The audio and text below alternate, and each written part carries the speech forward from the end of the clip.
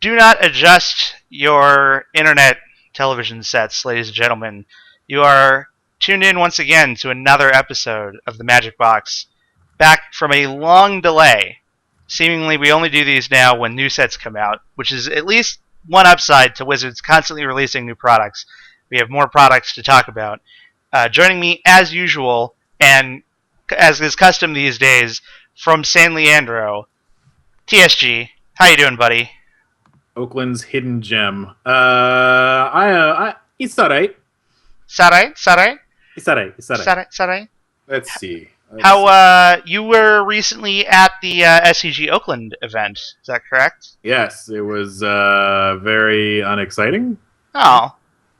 That's too bad. I was expecting, like, oh, it was so great, it's the greatest thing ever, oh my god. Well, the problem was that I was there the Sunday. I wasn't there on the Saturday, because obviously many people were there on Saturday, unlike the Sunday. So is the Sunday really? I've never really looked at like the attendance. I was there the Sunday. I wasn't. Well, it's just the difference between Legacy and Standard, and it's like Star City Games doesn't run compelling side events, so like why would you really show up? But I mean, isn't the GP next weekend in Jersey a Legacy event, and it's got like 50 billion people pre-registered for it? It's gonna be like the largest GP in history. It better be, because man, oh man. So vendor booths for that event are $8,000 each. Well then. And they have 22 vendors sign up, but they get a rebate if their attendance doesn't eclipse 6,000 players. They get like 2,000 back. Huh, that's an interesting way of doing it. Yeah, so I'm going to laugh my ass off if like Friday night, people's friends, cousins, family members all have to sign up for the event. $79.95, and then all of Ben Blyweiss's extended family all sign up all at once. Yeah. Like because it's pretty clear like at what point you need to be switching that situation around. Yeah, definitely. Anyway, yeah, I queued a bit with Murray and Kenny, and it's really funny because all Kenny does is complain up and down that like cards are never fast enough for Cube. They're always way too slow. Everything like a 5-mana Wrath of God is way too slow for any Cube. You're terrible for playing it, etc., etc. Mm-hmm. And so after cubing with them for 10 hours and like, I don't know, 8 drafts, I think every single match, as I ended like, I don't know, we played next to infinity times, and I only won one of them, which is why he'll tell you. But I was out to a very large lead in pretty much every match. I felt like every game I lost pretty consistently, and then managed to lose on turn infinity. Again, his cube doesn't have a whole lot of haymakers. You just kind of run out of gas and more aggro or mid-range cards than somebody else. You're just jamming Savannah Lions at one another until one of you runs out of lions.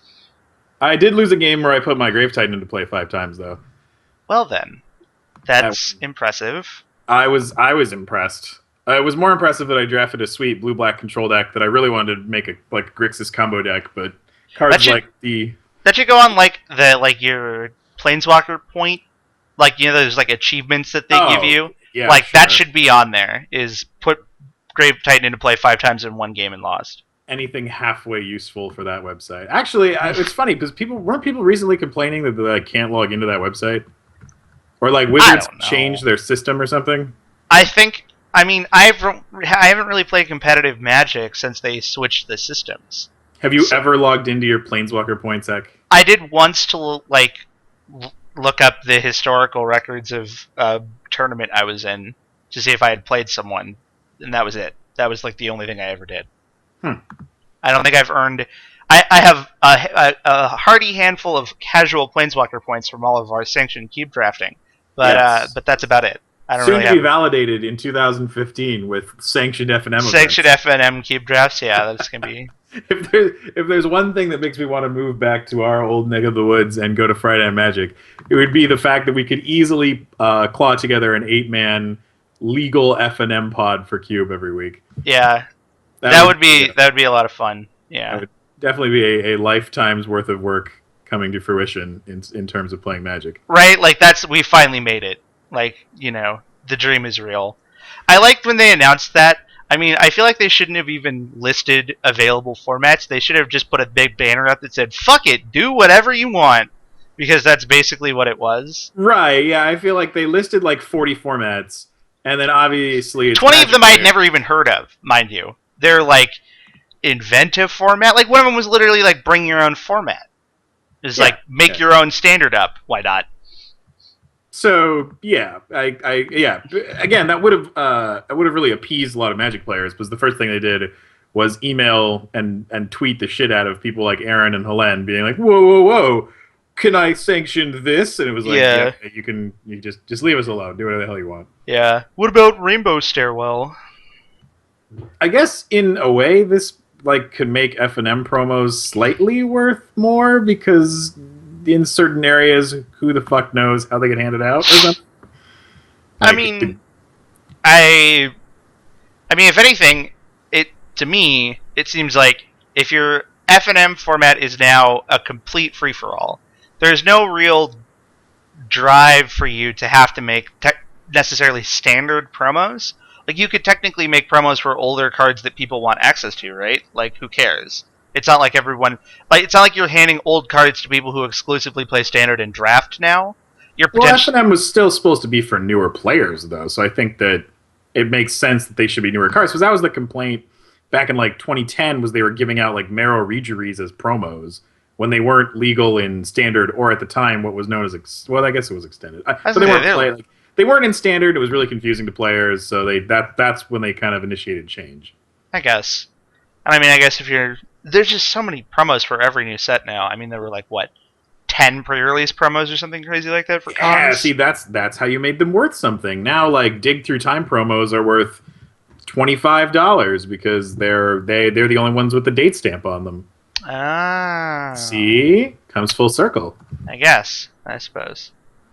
I mean, it does again. It affects us not at all. Haha. Literally none. Ha ha ha. All right. It's been a while. I know we're rusty at this. I'm pretty sure the first thing we do in the shows is crack a pack and make some picks. You want to do that? I like it a lot. Okay. Let's see if we can remember how this works. Okay. So, pick one, pack one. There we go. We are looking at the following 15 cards and making a pick from them. Delver of Secrets, Rattleclaw Mystic, Ultimate Price, Brainstorm, Triskelion, Plow Under, Jackal Pup, Fire Blast, Wickerbow Elder, Wildfire, Nihil Spellbomb, Entomb, Orin Viper, Sphinx's Revelation, Chandra Pyromaster. What do you like here?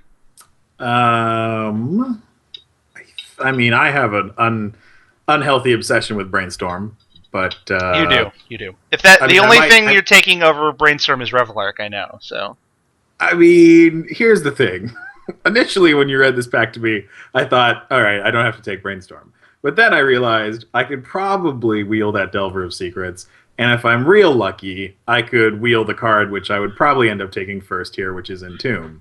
And that would just be the absolute stone cold nuts if I got back Entomb off of a Brainstorm. But I would gladly take a Delver of Secrets to come back off of a Brainstorm.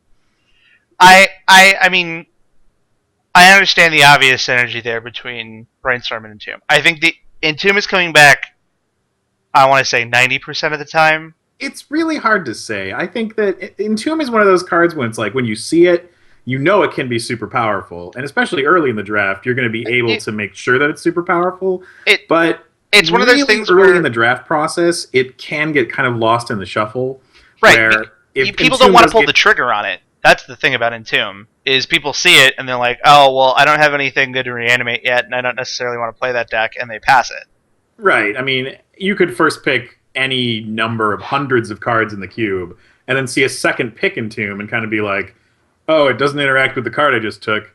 Skip.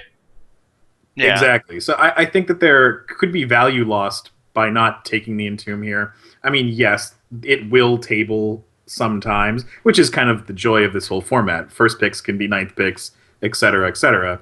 But looking at this 15-card selection, to me, I narrow it down real fast to Brainstormer and Entomb, and depending on if I'm, feeling saucy or not, I would probably snap the brainstorm. But if I was trying to win my draft, if there was a cookie on the line here, I would be taking Entomb. It's really hard for me. I like Brainstorm a lot, not as much as you.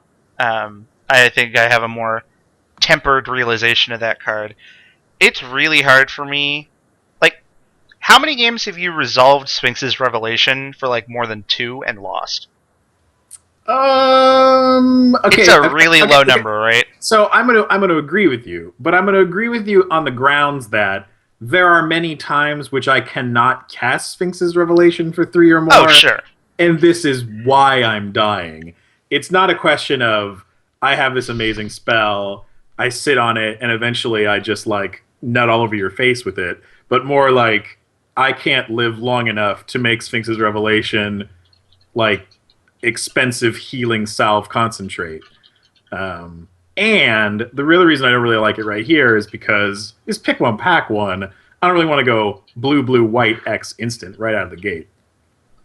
Yeah, no, I totally get that. And I feel like any deck that wants Sphinx's Revelation is going to want Brainstorm as well. So, like, you're not even necessarily, like, taking the only available card if you want to play blue X control or blue white. Mm-hmm. Yeah, I don't know. I'm trying to justify, like, Chandra Pyromancer is pretty good, or like, Fire Blast, be aggressive, or I mean, there are multiple avenues out of this pack, and again, it's the cube format. So you could take Chandra Pyromaster with the intent to get a Wildfire back and draft a Wildfire deck. I can see this pack, see a Wildfire, take a Chandra, take green ramp spells, take brown mana acceleration. This pack has a lot of interesting first and ninth pick combos. Yeah. Where I feel like there are a lot of cards you could take where its complement in the pack will always come back to you. Oh, Kenny! I see Kenny just showed up. And hey, there's Kenny. He missed the 120 seconds I had devoted to him earlier. It's true. He was putting over Kenny. So you're talking about like first picking up a Fire Blast, so like a Tackle Pup right. back. Exactly. You could take Chandra Pyromaster first, and you'll almost always get Wildfire back. You could take Fire Blast first, you would almost always get Jackal back. You could take Rattleclaw Mystic first, and almost always get Plow Under, or Wickerbow Elder, or Orin Viper back. Or one of those. Skelly, and I'd be interested in there. Yeah. You could take Brainstorm and almost always get Delver back. You could take Entomb, and you could take Ultimate Price and get Entomb back, even, a lot of times. It's like there's these weird pairings in that way, which is not necessarily always the case. But I feel like these cards, like, This pack is just very oddly paired in that way. Yeah, again, welcome to random. At the end of the day, though, I'm taking the Entomb. For as many times as I've entombed to planes, it's worth it. I think I just gotta take Brainstorm. I know that's a first world problem. I have to take Brainstorm, but I know. I didn't think there would be a pack scenario in which you would leave with the Brainstorm and I wouldn't, but right. There you go. Especially in I guess my heyday of graveyard decks is behind me, I suppose. My Wild Halcyon days. So let us look now at a scenario. Everybody remembers how these work, right? We have 4 cards so far in this draft. We have drafted Garruk, Primal Hunter, Wormcoil Engine, Eternal Witness, and Sakura Tribe Elder. We are past the following 11 cards: Impulse, Sulfur Elemental, Scalding Tarn, Undercity Informant, Compulsive Research, Windswept Heath, Cursed Scroll, Geist Honored Monk, Spectral Procession, Hypocrisite, Llanowar Elves. What do you take and why? I mean, it's hard not to just take Llanowar Elves here just to kind of stay on target. The question is that too easy? I think, hey, why not take Windswept Heath? You're not losing anything here. Keep your options open. You already have a Sakura Tribe Elder. I think in this scenario we've crafted, it's hard not to be blinded by the fact that we have a triple green Garruk in our pool already. And that can really affect people almost to a negative impact, I feel like. Maybe not keeping your options open. Again, I don't think you can fault anyone for taking Llanowar Elves in a deck that already features a Wormcoil Engine and a triple green Garruk. So, hey, maybe we're on easy mode right here. But I think the lesson and the thing to take away from it is, don't be, and know your environment a little bit more. I think a lot of cubes, you're going to be rewarded more in the long run for taking that Windswept Heath than taking that Llanowar Elves. Yeah, I think I like Heath in a lot of times. Having Eternal Witness always makes fetch lands better right off the bat. Um, it's like having Lotus Cobra. Their value just goes up because you get the bonus interactions with them. I think there are a number of cubes and a number of players. The problem is, I mean, you have the triple green card already, and that's a problem. It really kind of restricts how wild you can get. But that's not to say you can't play Garruk Primal Hunter in a 2-color deck or even a 3-color deck. The problem is that none of these cards are powerful enough to warrant jumping ship and picking up another color right now. And Windswept Heath isn't another color necessarily. It just leaves those doors still open. Correct. I mean, it's one of those things where you're always going to play Llanowar Elf in a deck that features Garruk Primal Hunter. I think like that almost is always going to happen if you have one. If you have both, you're going to play both. You're very rarely going to have access to both and only play one. So I can't see any real problem with taking Llanowar Elves here.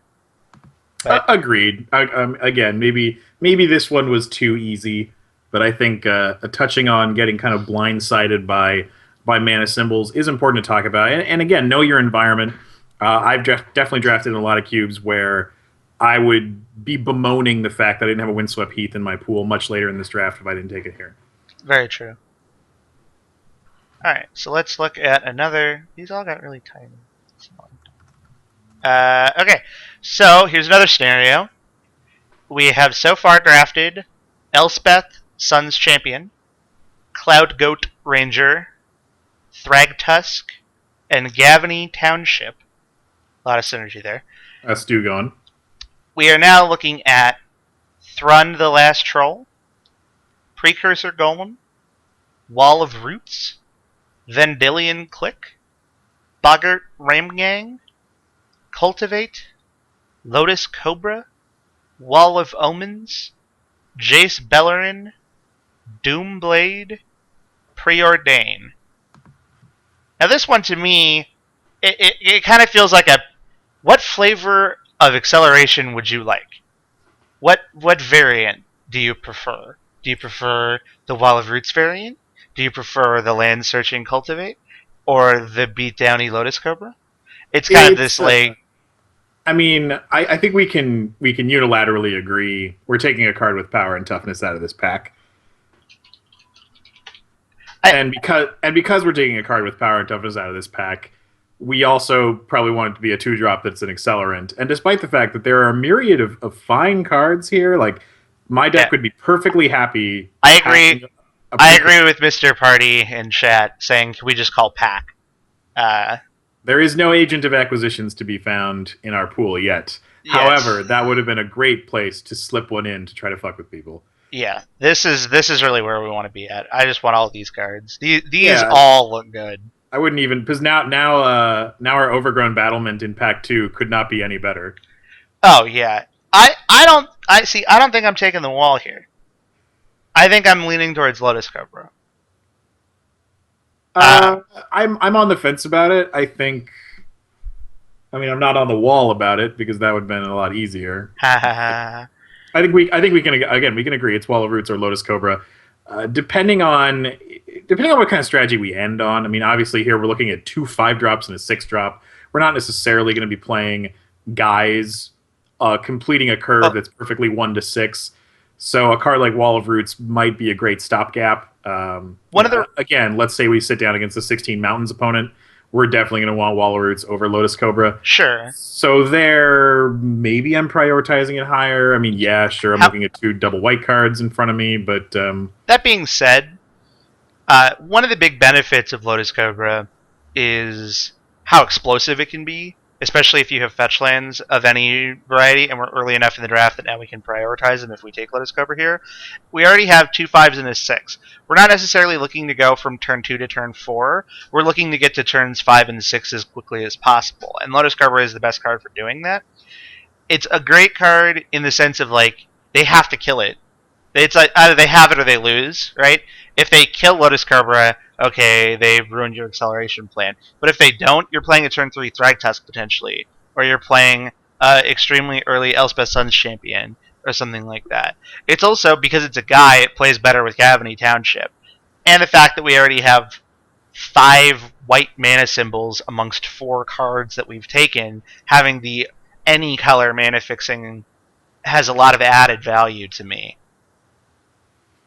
I understand where you're coming from. I definitely think there's consistency in Wall of Roots and there's explosiveness in Lotus Cobra. I think the top end of my deck is going to be impactful and good enough that I think Wall is just going to smooth out those draws because, again, I'm laying haymakers. I'm playing cards that are 4 permanents for 1 card. I don't need to be like, it's not like I'm ramping into a one-shot deal. Plus, like the Wall of Roots Gavony Township interaction is too cute not to play with, in my opinion. Yeah, I mean, you could work really hard to get a 1 mana discount sometimes. Well, I mean, on your turn, you can accelerate, and then on your opponent's turn, you can activate Township. Yeah, and you're back. I get it. Look at all the value you got. It's adorable. It's so cute. So, end of the pack. They're calling time. I mean, I think this is a nice split decision. I mean, the last couple we went through were unanimous, which isn't usually our style. But I think I'm going with Wall. Yeah, I think I'm going with Cobra here. I like the explosive style more. I just think that the amount of blowout games where you just get so far ahead so quickly happens so much more often with Lotus Cobra than they do with Wall. That you just steal wins as a result. I mean, we are playing Cube. You play for the stories. Oh, yeah. And I mean, what's the point if not to cast a turn 3 Elspeth Sun's Champion or something to that effect, so. Well, that was fun. Are we done here? I am fully in the Cube mood now, that's for sure. I know, I am too. I'm itching. It's been too long. But anyway, in the interim, since we've last spoken on camera on the internet, we've had another set come out. Thankfully, it's a little smaller than a full set, but Commander 2014 is officially upon us. Now out, available in stores now. Thankfully, not a limited release printing, from what I've heard, so it's a little easier to get a hold of, which is a plus. I know that's been kind of an issue with some of the previous Commander products.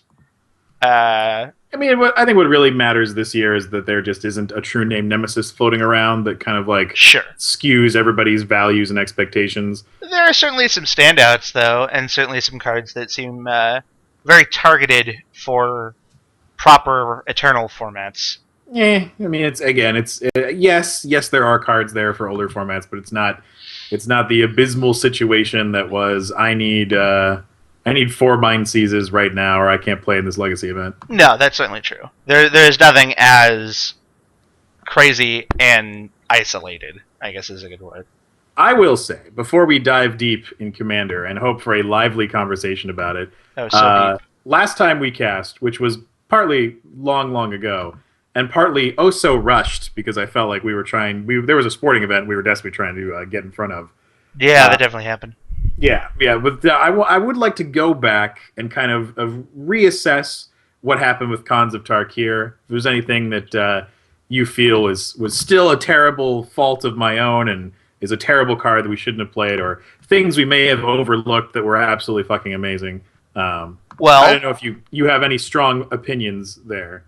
Well, okay, so let's see. We'll do this. We can do this in 2 ways.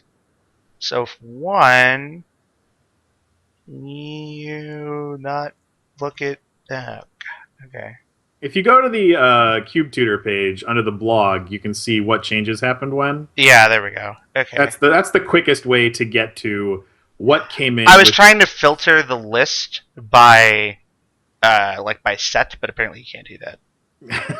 If you're listening, Cube Tutor, These are things we're interested in. Okay, so cards that we got added: End Hostilities, Clever Impersonator, Grim Haruspex, Bloodset Champion. I don't like Hordling Outburst in a cube environment, personally. Sarkin, Jeering Instigator, I'm on a wait and see. I still like that guy. I think if I was to look back at the list of cards that were included, that is definitely the card that.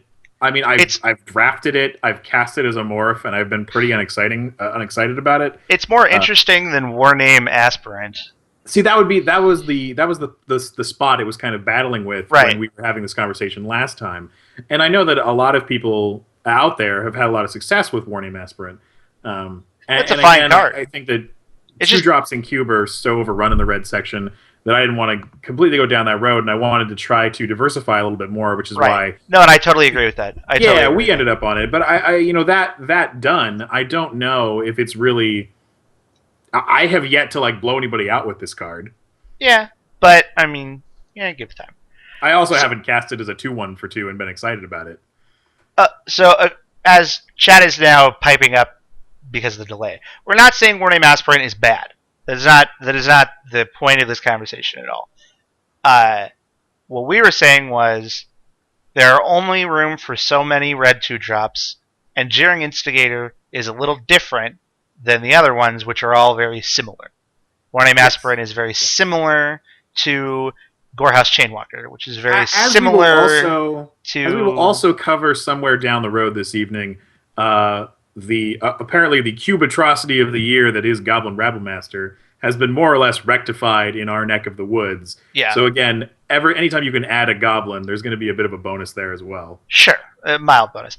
That being said, so cards I don't like from our ad are Hordling Outburst, Cranial Archive, and that's about it.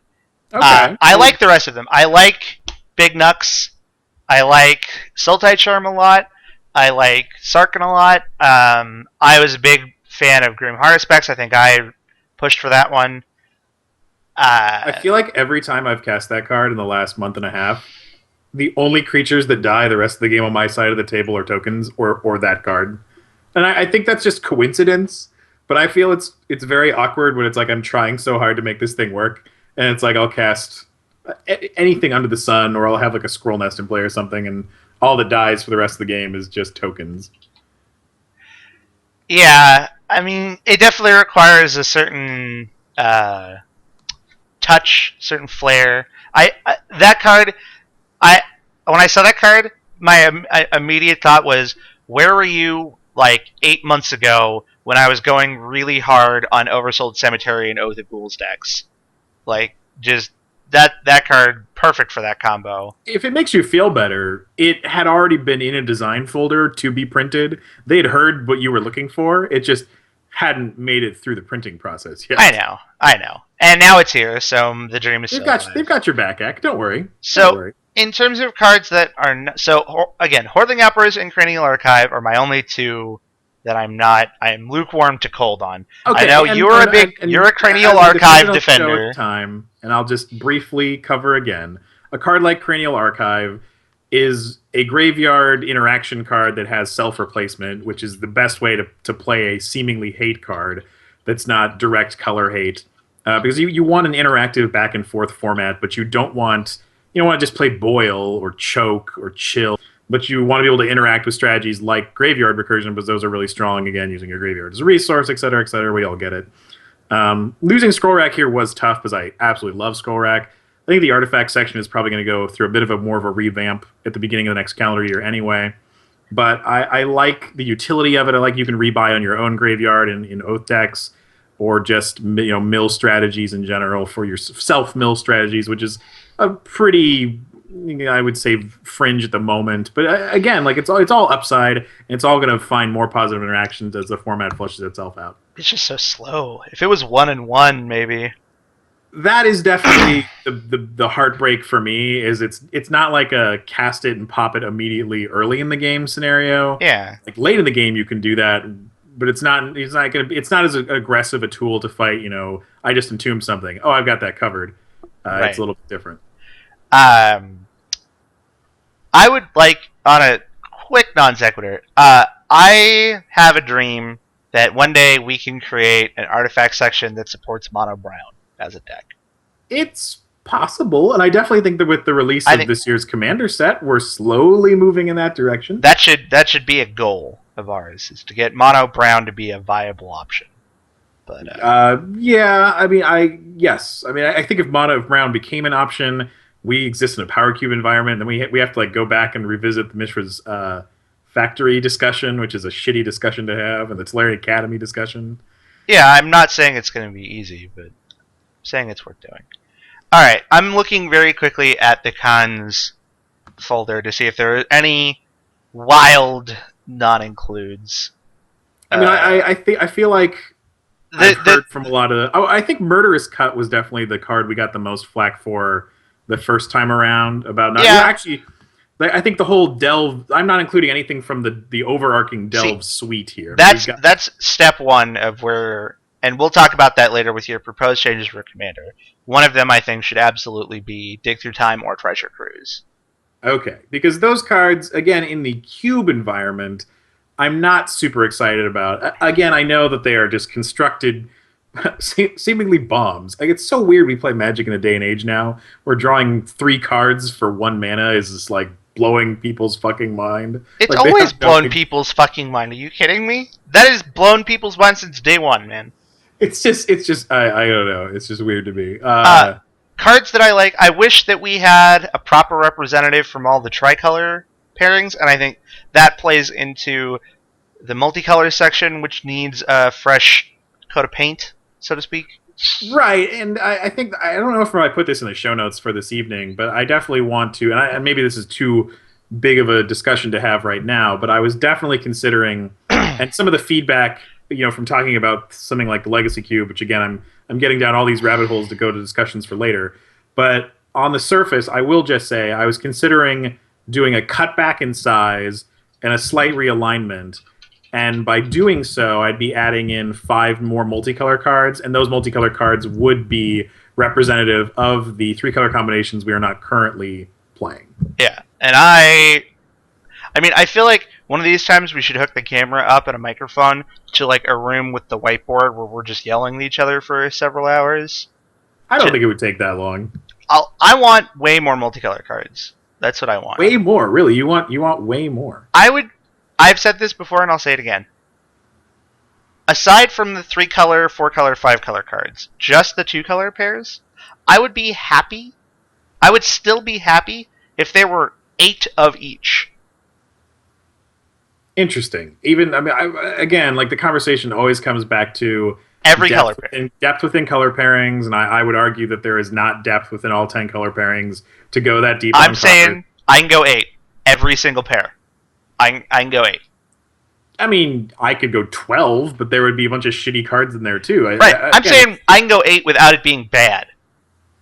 Like, I'm saying I can go 8 without sacrificing. This is a conversation we'll definitely have before the end of the year. Not to go too bold, but I'm not at all opposed right now to cutting back 10 cards out of each primary color, probably 5 more artifacts, and then devoting somewhere between 5 and 15 slots to multicolor cards. I want the more the better.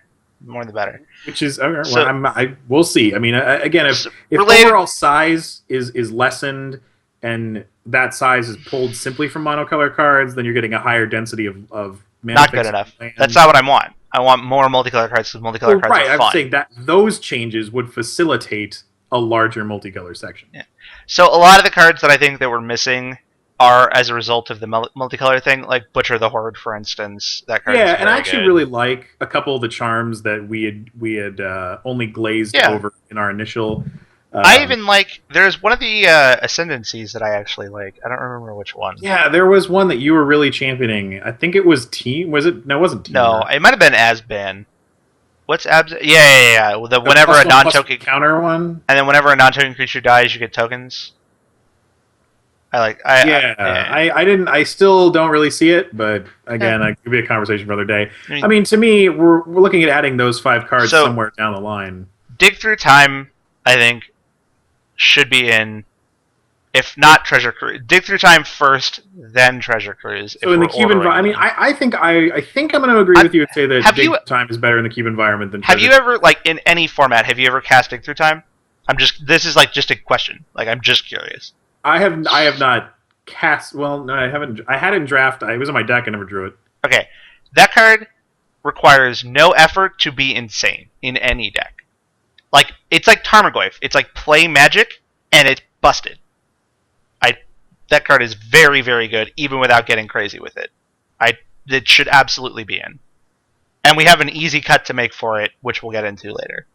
I mean, again, I will say that in most Magic arenas, Dig is going to be better than Treasure Cruise. Treasure Cruise is easily facilitated in a format that has multiple fetch lands, multiple copies of itself. Like that card feeds on its. It's actually ironic because Dig Through Time feeds on itself really well as well. When I talk to people about Dig Through Time and Constructed, it reminds me a lot of what Mystical Teachings used to be. Because generally, when you dig through time, you get a good card and you get another Dig Through Time. Right. And you can just kind of chain things together until you've card advantaged your opponent out. Yeah. Similarly with Treasure Cruise. Yeah.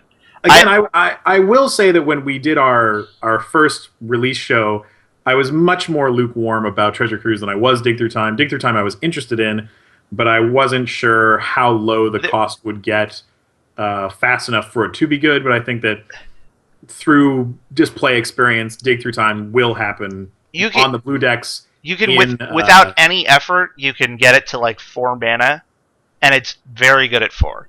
Yeah. So if it gets any lower than that, it's just better. I have not been. I don't think I've been talked off of that card. I don't think it's bad. Treasure Cruise, I think I'm going to need a little more to be talked into that one, but I think Dig will probably find its way in the next before the end of the calendar year. Let's see, what else? So again, in summation to me, the things that we missed out on in cons were the 3-card Delve suite that is very popular and constructed, and the fact that we're not utilizing enough of the multicolor wheel, just as an own limitation on our own cube. Like I don't feel like not playing one of the premier Delve cards that is powerful. Yes, I completely agree. Missed that boat. Fuck that up. We'll pay for it from pocket now for that problem. Right. The multicolor cards, though, were simply a matter of... They're a space issue, and I get that. Yeah. I mean, again, like the charms, especially because I've played them a ton in draft, most of them have really grown on me, and I've definitely used all of the modes to great effect in Limited, unlike when Shards of Alara was out, where there would usually be a dead mode on every card. Right. Well, I think they learned their lesson from those, to try and make them all closer to... Esper Charm or Bant Charm. I like really the only cards that I really feel are missing are multicolored cards. I guess Warname Aspirant, but we already talked about that. And the Dig Through Time Treasure Cruise kind of pairing. So that's really like very few what I feel are true misses from cons, at least for us. So pat on the back. We didn't fuck it up too bad. I mean, missing the hottest card in Constructed that's actually good in a limited format is a bit of a brick. But what are you gonna do? You're gonna pay through the nose to put in your cube now. That's what I'm gonna do. So going from the last set to the current set, Commander 2014. So here are pulling them up on screen now. There are 61 new cards. So those are the only ones we're going to look at. Obviously, we're not looking at reprints. And we're also going to skip a lot of cards because they are explicitly multiplayer driven, as is often the case in these printings. I look forward to the day when they make one of these for us, when there are no cards, or very few cards for multiplayer people and more for Heads Up Magic. But, we'll get there someday. So starting off right with a bang... The White Planeswalker, Nahiri the Lithomancer, Stoneforge Mystic, the Planeswalker. Let me just double check. Oh, that's... Oh, wait, no, wait, hold on. I'm all kerfuffled. Uh-oh. Oh, because you're looking at a different page than I am, that's why. If I put it in chat, will that help you? No. I was just looking at... let me... It's just like we have the same information, it's just displayed differently. Mm-hmm. I'm on the different style spoiler. There's your problem. Yeah, or one of our problems, I guess. So, Uh, So I was doing it alphabetical by color, so the first card I was going to laugh at was Comeuppance. ah. So anyway, so I'm running the show, so we're doing it in my order. Uh, Just jump all over this fucker then. So you're looking at Nahiri. yes. Uh, Okay, this card I do like and I feel is really underrated. I she is okay. I feel that it it the plus doesn't do a lot, and the minus is gonna do some stuff, but you have to really work to draft around her. I mean, it's like Stoneforge Mystic, right? Good with equipment, terrible, I pretty think the terrible thing without is it. this card functions very differently from Stoneforge Mystic. This card functions a lot more like a different form of Elspeth Knight Errant, and obviously not as good as that card. I don't want to try to draw a direct comparison. That quote's going on your tombstone. I Nahiri know. as good as Elspeth.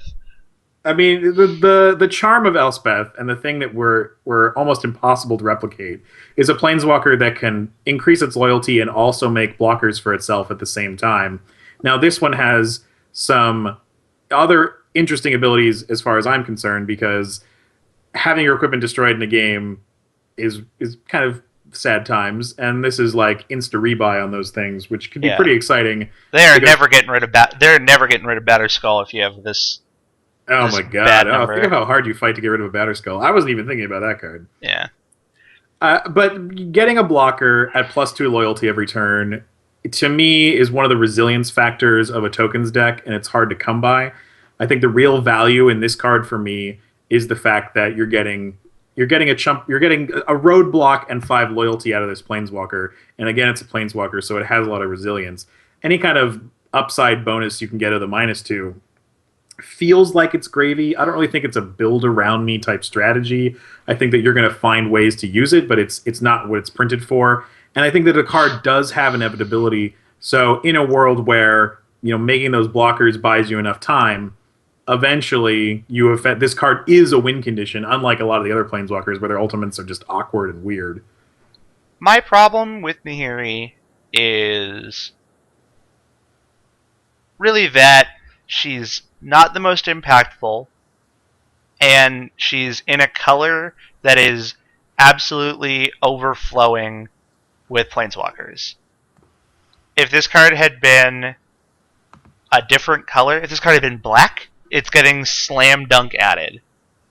But it's not very good compared to like the 7 other white planeswalkers, and it costs 5, and I think that she just gets crowded out. I mean, I understand that we're talking about the color that is most affluent in planeswalkers, and that can make it difficult.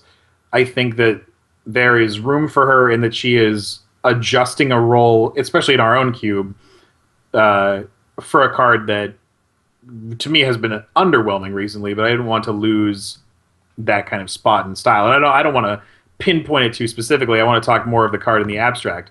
But I think the upside is there. I think the angle of attack is there, while also being White's kind of like one of their primary avenues of attack in the environment. Yeah. I understand what you're saying. I don't think she's good enough. All right. Well, I think it's close, but I think that she's a high tier bench player.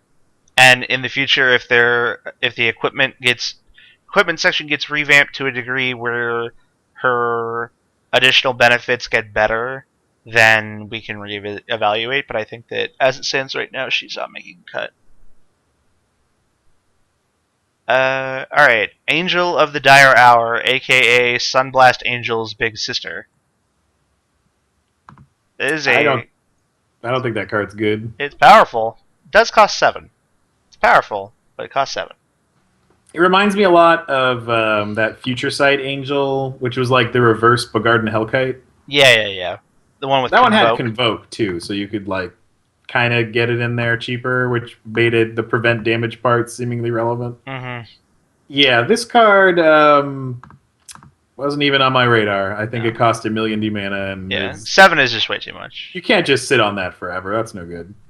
All right, this one references commanders, and this one is you and an opponent, so we'll skip those. Comeuppance prevents damage, so we can go ahead and skip that. I mean, it is the ultimate reverse damage, right? It just prevent everything and send it wherever you want. So it kind of reminds me. You remember Safe Passage? How Safe Passage protected your creatures and you, but not your planeswalkers back in the day. Mm-hmm. Like this card, like you think a card like Safe Passage that has all the relevant text to be like your permanent. Everything's prevented. It doesn't. Here, this prevents damage would be dealt to you and your planeswalkers. So awkwardly, you're like if let's say they magma quake you or something. Or actually, that doesn't hit you. Whatever. It doesn't prevent your guys, which I think at first glance at this giant wall of text, you would have assumed it Right. would've. You're like, all right, everything's safe, but you're wrong. Yes, but it does. It is a very nice redirection.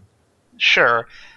It does cost 4, and that's just... Yeah, this card is not playable, but No. I think it's at least worth talking about. I like its name. Yeah, I like it, the comeuppance. It's that good. as well. Next on the list, however, is a card that is playable, Containment Priest. Yeah, I'm I'd a big overlooked fan. this one initially. I'm a big fan. This one's going I in. was lukewarm to it at first glance because I really didn't think of the fact that flickering was like the big game for this. Oh, I kept yeah. thinking like it was just reanimation or things come out of the graveyard. I thought it was kind of like a Graph Digger's Cage of guys, but it's really so much more with that since you can like really get aggressive with this card with buddies like Flicker Wisp and Parallax Wave and things of that nature. Yeah, no, I really like this guy.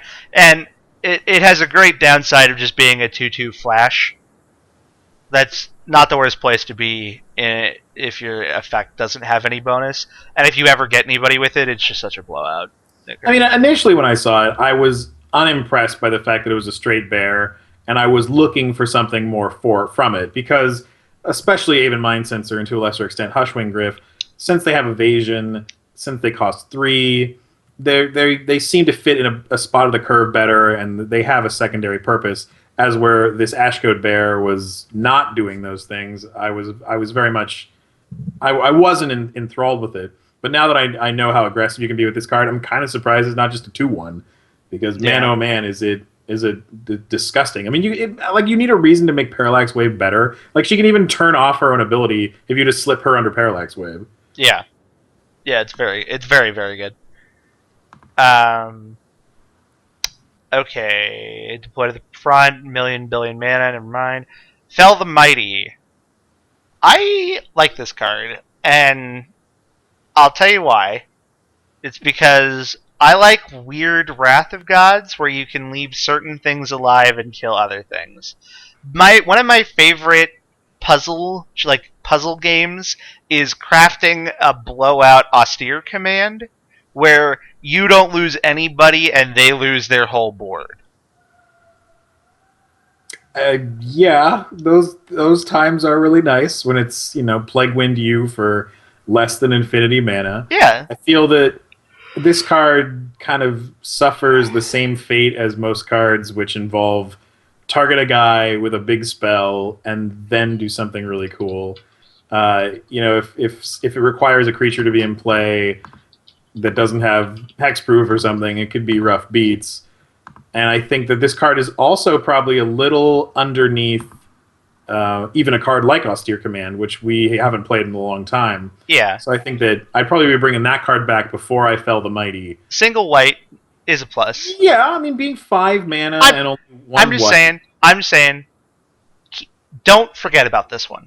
That's all I'm saying. If we lived in X weird 100 multi-card, colored card cube where I would be able to splash this in my green-black blue deck, maybe life would be different. Sorry, I don't live in the 1984 monocolored Gestapo cube. I'm just saying at 5 mana and one white isn't. I'm not saying it's great. I'm just saying don't forget on it. Don't forget about it. All right, I'm not forgetting about it. Hallowed Spirit Keeper. 3/2 for 3 vigilance. When it dies, you get flying tokens. That guy's sweet. Yes, and I like him initially. Before I was really turned on to the power of Containment Priest, this was I thought the actual best card from this set 4 cube. He turns himself on, for crying out loud. He can't be that bad.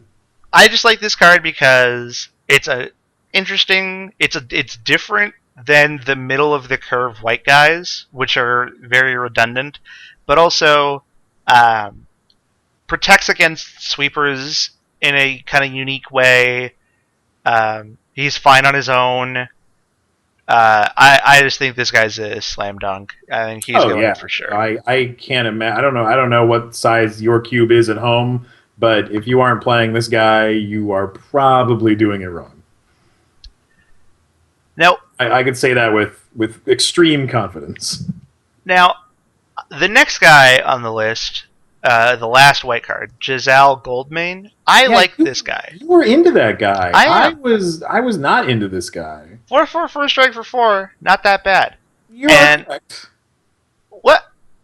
Am I wrong? Like, no, I was agreeing with you that a 4/4 first striker for 4 is fine. And he's awesome with tokens. If you ever activate him, it should probably end the game on the spot. If he activated out of my graveyard like Soul of Theros did, I'd be much more interested. Right. This guy, a little more affordable. Kind. I mean, like, he curves better, but the whole point was, like, I have to amass an army, but I'm not amassing an army in the curving sense. Like 1-drop guy, 2-drop guy, 3-drop guy, 4-drop this guy. Fuck that. Turn 3, Spectral Procession. Turn 4, this guy. Turn 5, attack for 19? 18? Something like that? Well, they each get +4/+4, so that's 15. That's 4 times 4 right there. You're dead. Yeah. So, I mean, that's not hard to do. That's 2 cards. This guy gets out of hand very quickly. Adding value to Spectral Possession is appealing. I will say that, because that's a card that's always been hanging on for dear life in Cube. Yeah, I just think, cards like this are scary because they get out of hand so quickly. On his own, okay, whatever. One other guy in play, 2 or more, like, you're in very dangerous territory of how much power that activated ability is worth. And again, on his own, he's not bad. He's a 4/4 strike for 4. There are much worse deals in Cube. But I think the question you have to ask yourself is he viable or just a win more? I mean, on his own, he is a poor man's Chameleon Colossus. And in an army, he's amazing. Yeah. And I think we've been trying to push White into that more token going wide design for a little while, and this guy is kind of a good, top of the curve for that sort of deck. I'm trying to think of how many times I would activate Chameleon Colossus more than I already do if it pumped all my dudes. All the time. Are you kidding me? If it turned on like your Landwar elves and Jiraga tree speakers and stuff. I'm usually using them to make mana to pump my guy is the thing. Yeah, but that's what I'm saying. Like, being able to go wide. He doesn't get blown out by like Unsummon, which I guess is kind of good. But like, when you're playing against this, you want your opponent to spend their whole turn activating it if you have an answer. They kill it in response. You're like, all right, my other guys still get +3/+3 or whatever, or 2/2. You still get some benefit out of it. I mean, I guess it's swingy, which could be exciting. This was another card that when I initially looked at it, I was like, okay, reasonable creature, costs infinity mana to maybe do something. It's not infinity. All right, it's less than Soul of Theros, yes. I mean, if it gave them like, I don't know, would it be better if it gave them +1/+1 and lifelink? I don't know. No, it wouldn't. The point of this card is like not like I'm gonna put the game out of reach and like do this like grindy thing. It's like I'm gonna attack once, and that is the fucking alpha strike. You are dead. All right, so this card is more like Kamal Fist of Krosa. Yeah, you're only activating this thing to end the game. Okay, and I've never activated Kamal Fist of Krosa outside of Limited. Elfin Nail. Oh, okay. I never personally did. I think I was. You saw it. You witnessed it. You destroyed a lot of lands when you used to do that. I'm kind of surprised I played that deck. I know, it's weird. Triskelion. I'm just saying, like, think of all the times where you would have a Kamal Fist of Krosa and you would go to activate it, and then you would lose because you activated it instead of doing something else. Yeah. That deck didn't do anything else, so it was fine. And you can't activate it defensively either. Like they have to be No. attacking. So like Yeah, it does. This card does only play one way. to the face. Yeah. So anyway, I like that guy. I think that he should. I'm willing to debate him further if need be. All right. Teferi was spoiled very early on in this cycle and is bad, so we don't really need to talk about it. I think the entire blue deck is unfortunate at best. Yeah. I wish the card Domineering Will was worded like pretty differently. Yeah. Yeah.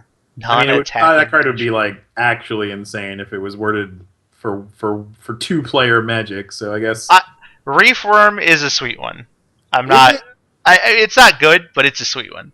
I mean, yes, it's full body, full flavor. I mean, it's how sick is this with Recurring Nightmare, bro? It's insane. Fine. Oh man, you're going off so hard. I guess. I mean, it's just like an awkward blue moat where you hope your opponent never has an unsummon anywhere. I mean, again, like you have all the unsummons. You're playing blue. Like a card like Reefworm totally reminds me of. Oh, it's super cute. Like the guy that what was that card from the last Theros set where he was like holding the Bearer of the Heavens? That guy. Oh yeah, when it died the 10/10 and when he died it blew the world up. Yeah, it's like everyone and their mom had a hard on for like that card's so awesome. It's like yes, it's awesome. God. Is it good? Not even close. Nope. So yeah, the problem with all the blue cards is all of them are really expensive. And too many of them are multiplayer centric. Yeah, I mean that's the problem with all of but yeah, they're just all way overpriced in my opinion. I mean, it's cool that there's a reprint of Stroke of Genius, I guess. And yeah, whatever.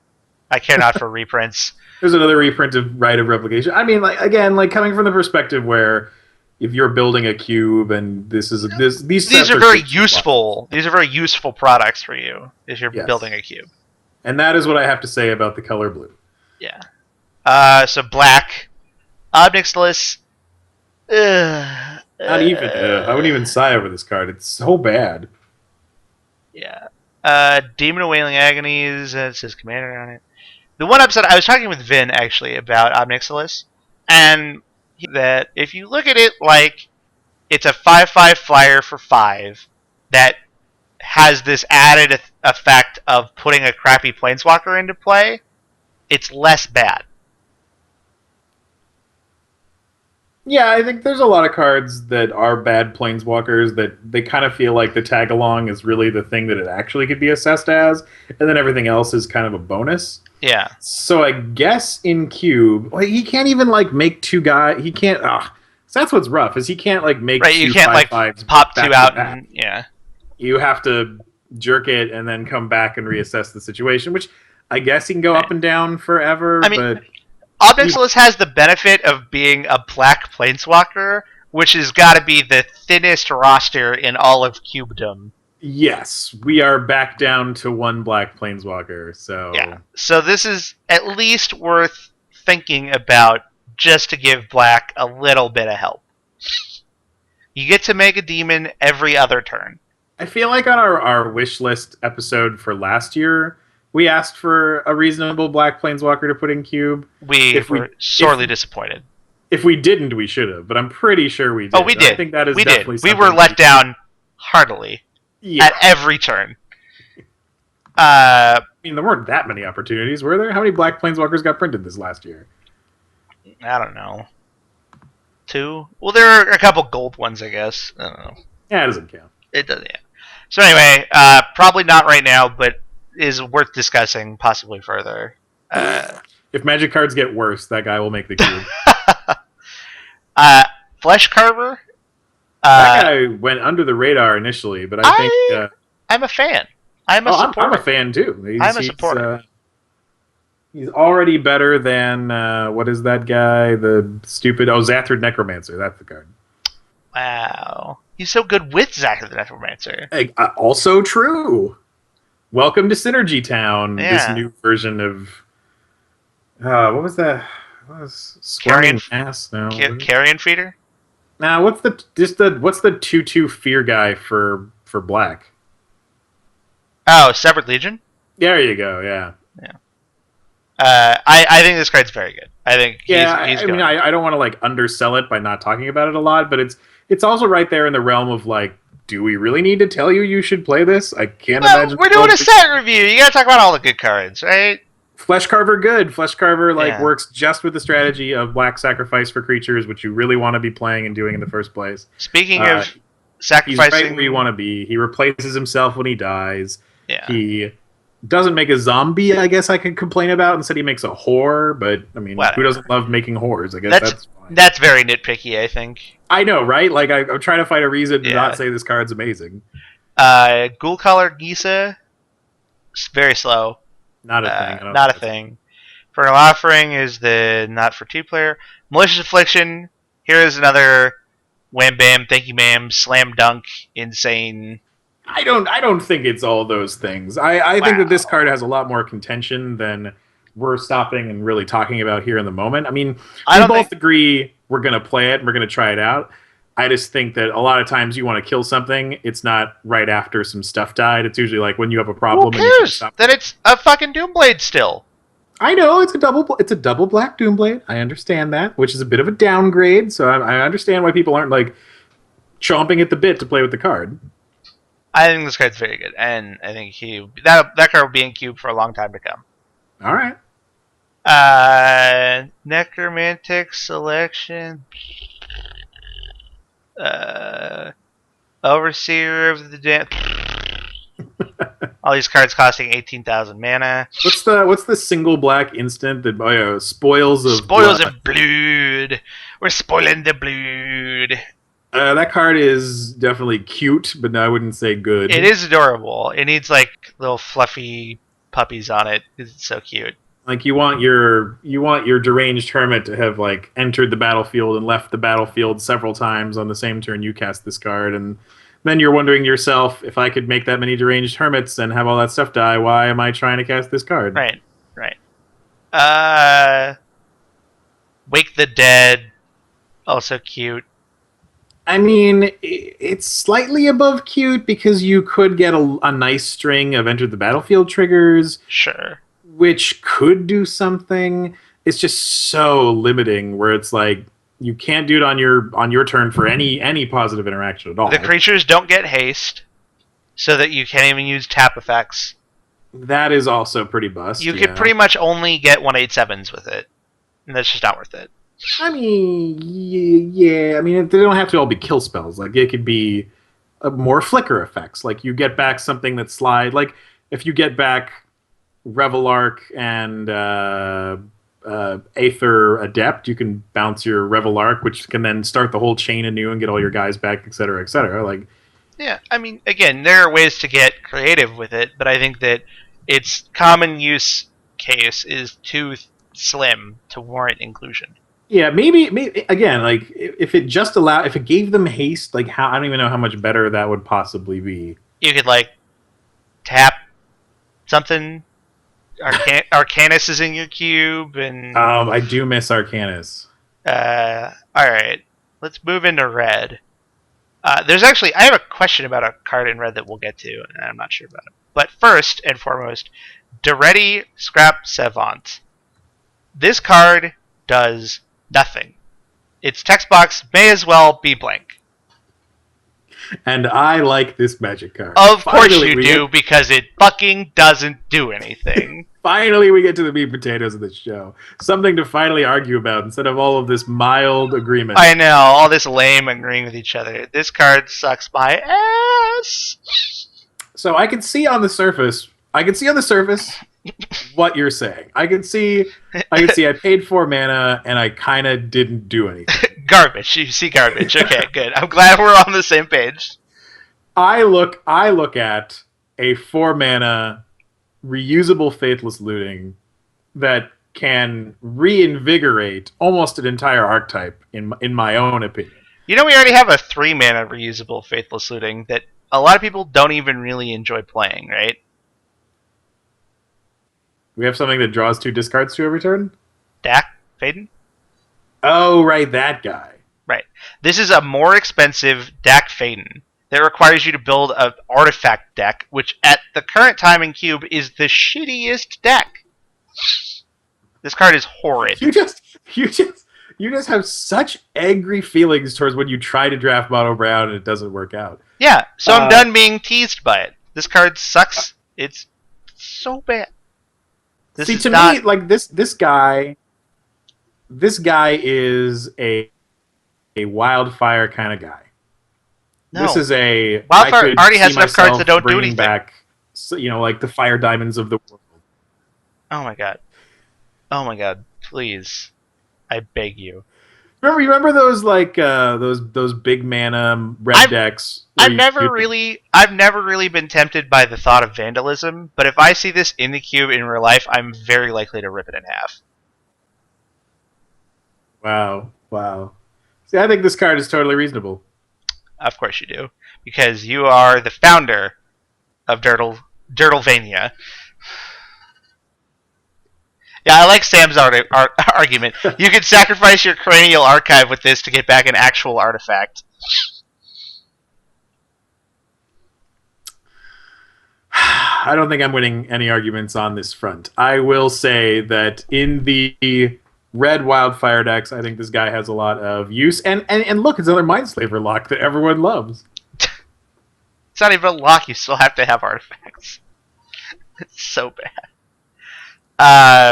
Well, initially you have to. Yeah. Moving on from this poopsmith. Dualcaster Mage. Obvious slam dunk, easy layup, whatever sports metaphor you want to use. I think this card's great. Yeah. I think the people that people that have negative things to say about it are just their standards are too high. They're like, it's not Snapcaster. Why are we here? It's like, okay, well, they're not going to just print the same fucking Magic card. Right. Just cool the fuck down. It's fine. It's totally fine. I think that card has a ton of...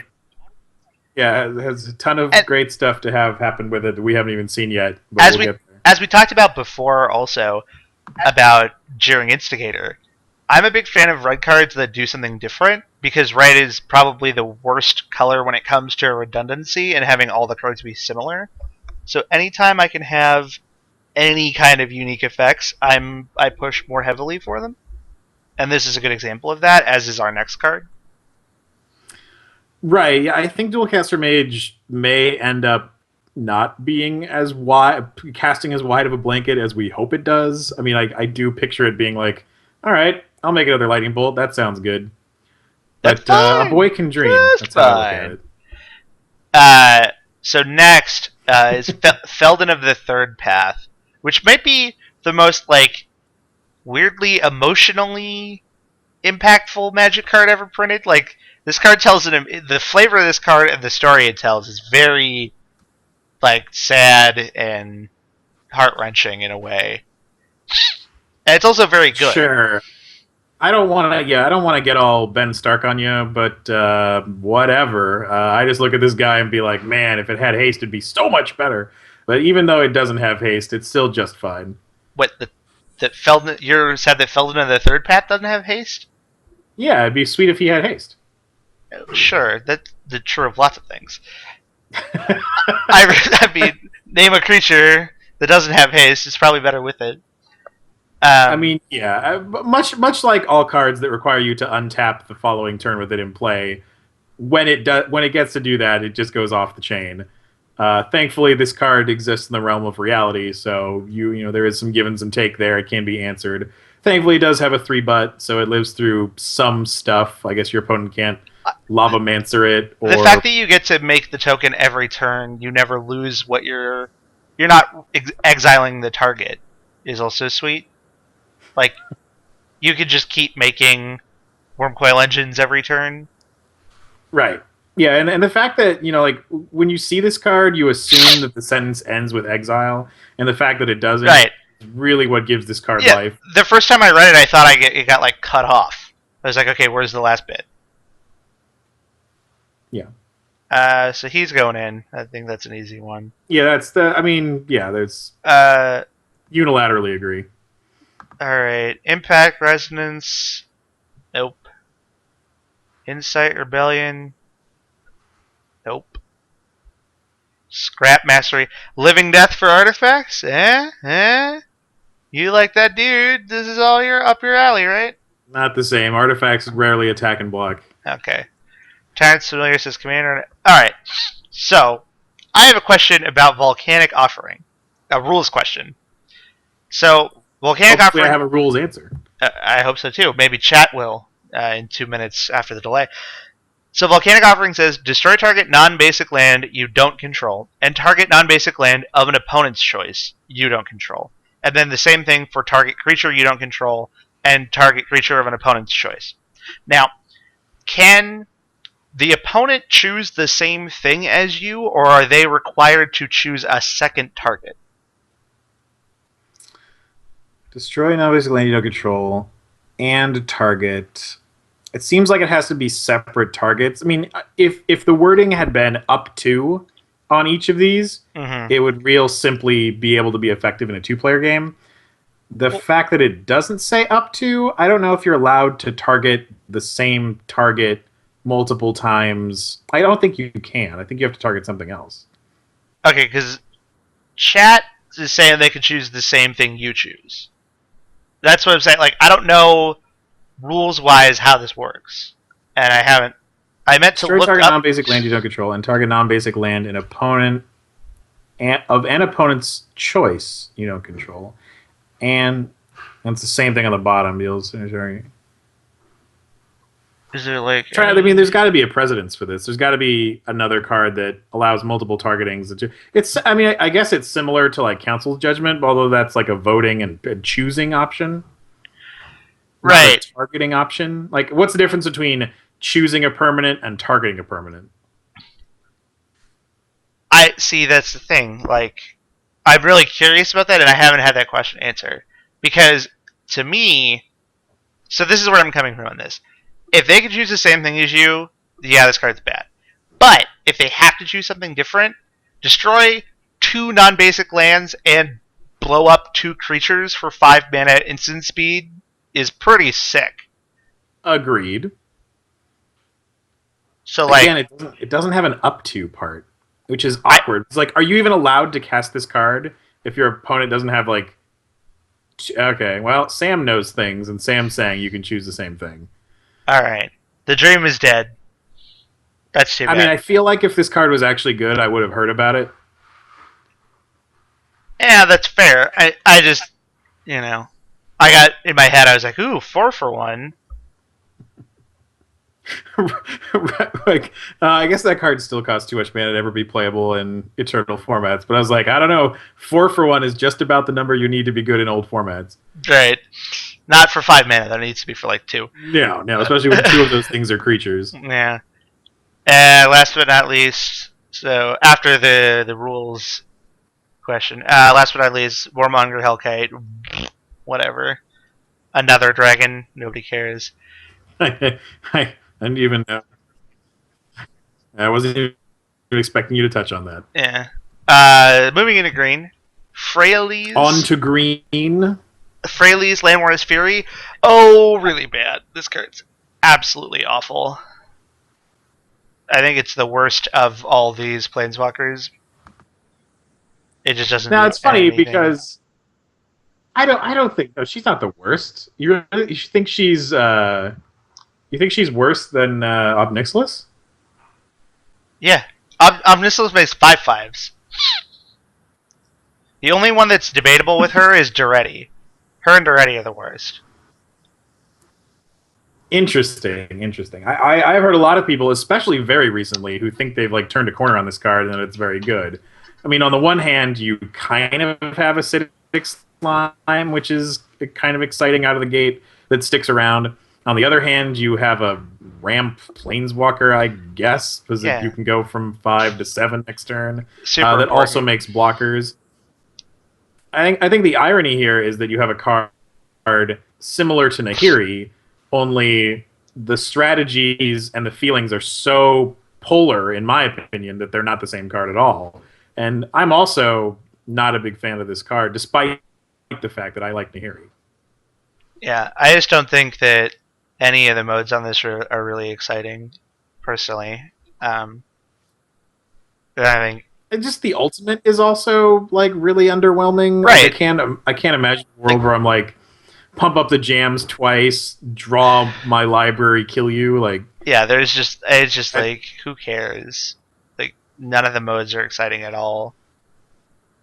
Um, so next up is a card that I had originally suggested when we talked about this, and I was curious to get your opinion on.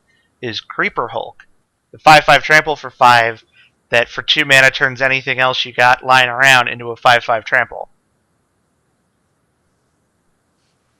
it's a more reasonable Gigantomancer, and that isn't half bad. But at the same time, it's in this weird space. I feel like I don't know. Like I don't really like this card. I mean, it's a little clunky. I'll give you that. But Yeah, I guess you can like ramp this out, and then your Llanowar Elves are 5/5s, which is a thing. it's cute with token. It's cute with +1/+1 counters. I mean, is it more impactful and faster than Deadbridge Goliath? Well, I mean, it costs 5 as opposed to 4, so it's not necessarily faster. It does have trample, and grants trample, which is a more relevant thing. I will say granting trample is definitely half of my appeal on this card because I think one of the shortcomings that a card like Gigantomancer had in limited, not to say Gigantomancer was not a blowout, Right. was that there was a lot of chump blocking and a lot of like, okay, well, Yeah. that guy's going to win some combat. It was kind of like almost like fight before fight existed in a way where it's like all your guys become threats, so they now engage in combat. But trample kind of pushes through that scenario. So there's appeal there. Again, there's something about like a 5, like once you get to 5 mana, like if you aren't having impact immediately, you better be kind of like Way ahead of the curve. winning the game when you untap. Yeah, like I don't know, like that. I think that's really where I land on this, where it's like, is your opponent super afraid when you cast this? Are they like, okay, you used your turn for that, cool? Yeah, I mean, it could go either way, I feel. I feel like there are definitely games where you cast this, and if you untap, you absolutely win the game because you make your Llanowar Elves is into 5/5 tramples, and you swing for, 15 damage right out the gate. And there are other games where you play it, it does nothing, they kill it. Okay, that was fun. I think it wins more games than Giselle Goldman.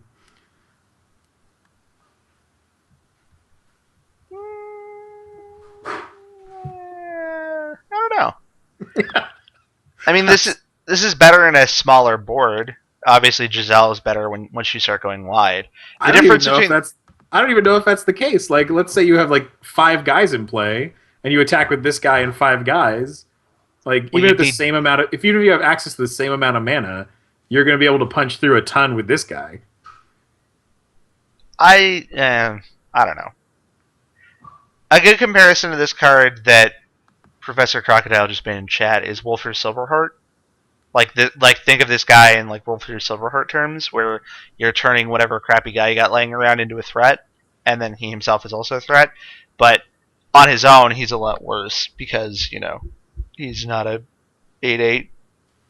Yeah, I mean, I like the idea that we can, again, that's how we assess cards, is we try to compare them to things we have played at and have made, we've come to terms with. I think that one thing about Wolfir Silverheart is partly it's like a set it and forget it kind of scenario where it's like Yeah. you don't need to constantly leave mana open for shit to be good. It also impacts the board immediately. Yeah, Wolfir Silverheart comes down and all of a sudden your opponent has just got like dick punched super hard. Yeah, and you gotta hit the facing head down- for 7 or whatever. Yeah, and they're facing down something and an 8/8, which is Yeah. just insane. Yeah. I mean, I don't. I really didn't expect to even have this as be much of a talking point as it ended up being. Like, I really thought this card wasn't exciting, but it's not that bad. Again, we're talking about the color that can make a ton of mana, and because of that, it has a shot. I think it's okay. I think that it's definitely worth keeping in the file. Moving on. This is one of your favorites, Lifeblood Hydra. I mean, you can't shit on this guy as hard as you shit on Duretti. That's for No, sure. no. We do not agree on this card, as I believe. I mean, this is my problem. My problem with Lifeblood Hydra is very similar to my problem with Genesis Hydra and other similar cards. Is they are just too slow. They can be. I don't think Lifeblood Hydra is about your normal curve magic. I think Lifeblood Hydra exists in the area where you have these green decks, especially like for some reason they always end up being red green decks that they make a ton of mana and then they struggle to find something to do to be impactful. Well, it's because we keep cutting all the dragons out of the cube. Sure. Yes. So like this guy, again, like the whole point of the make a big XX creature in Magic is that who gives a shit? You made a fucking 30/30, who cares? Well, it's like, all right, it has trample. Sweet, now it can kill you. All right, we're halfway there. It's like, all right, I invested all these resources into this giant guy. Now it has trample. It might be impactful. All right, Doomblade, I traded my 2 mana for your 13 mana or whatever. Thanks for playing. Here, I think Lifeblood Hydra has just enough text on it that it has the exciting things that I'm interested in. I think the only downside to this guy is you can't tooth and nail for him. You can't sneak attack him. You have to cast him. But it's a trade-off I'm willing to make considering how many other tools the color already has access to. Here's what I'm like as a thought experiment. Name a value for X on Lifeblood Hydra where you're super stoked. 4 or greater. See, a 4/4 trample for 7 is really getting you hot and bothered. Then when it dies and I draw 4, yeah. That, like, who cares? What if they just leave it in play and kill you anyway? You played 7 mana for a 4/4. Okay, and again, I'm playing it like this card is 4 decks that make lots of mana. What I want to see is for someone to like drop this thing for 10 or whatever ridiculous garbage, and then have it get Doomblade and die to decking because the draw is on a May. Okay, sure. That sounds exciting. I don't like this. I don't like. I'm gonna untap and I'm gonna cast my Cranial Archive. Get right back in this game. Okay. Interesting that you have an untapped step after dying to decking, but. Oh, I see. Again, I think it's a different angle of attack. It's something for those decks to do. People are going to draft this card and be excited that it exists in the cube and then you can get it. Is it the best card ever printed? No. Is it the best green fatty ever? No. But it's filling a role. It's a role-playing card. It's an eighth of the lineup hitter. I don't know. I don't think it's the best. It's got good knees. It's gonna play. I don't know. I don't know, man. I just don't know. So moving on from that guy. Turn to Song of the Dryads, or as is become colloquially known, Turn to Log. Ha ha ha ha ha ha ha ha ha. This guy's awesome. This thing is awesome. I don't know if it's awesome, but it's definitely good. It reminds me a lot of Utopia Vow in Time Spiral Limited, which that card was good and was a lot scarier because it gave your opponent all the colors of the rainbow and oftentimes let them cast it on more things you were very unhappy about.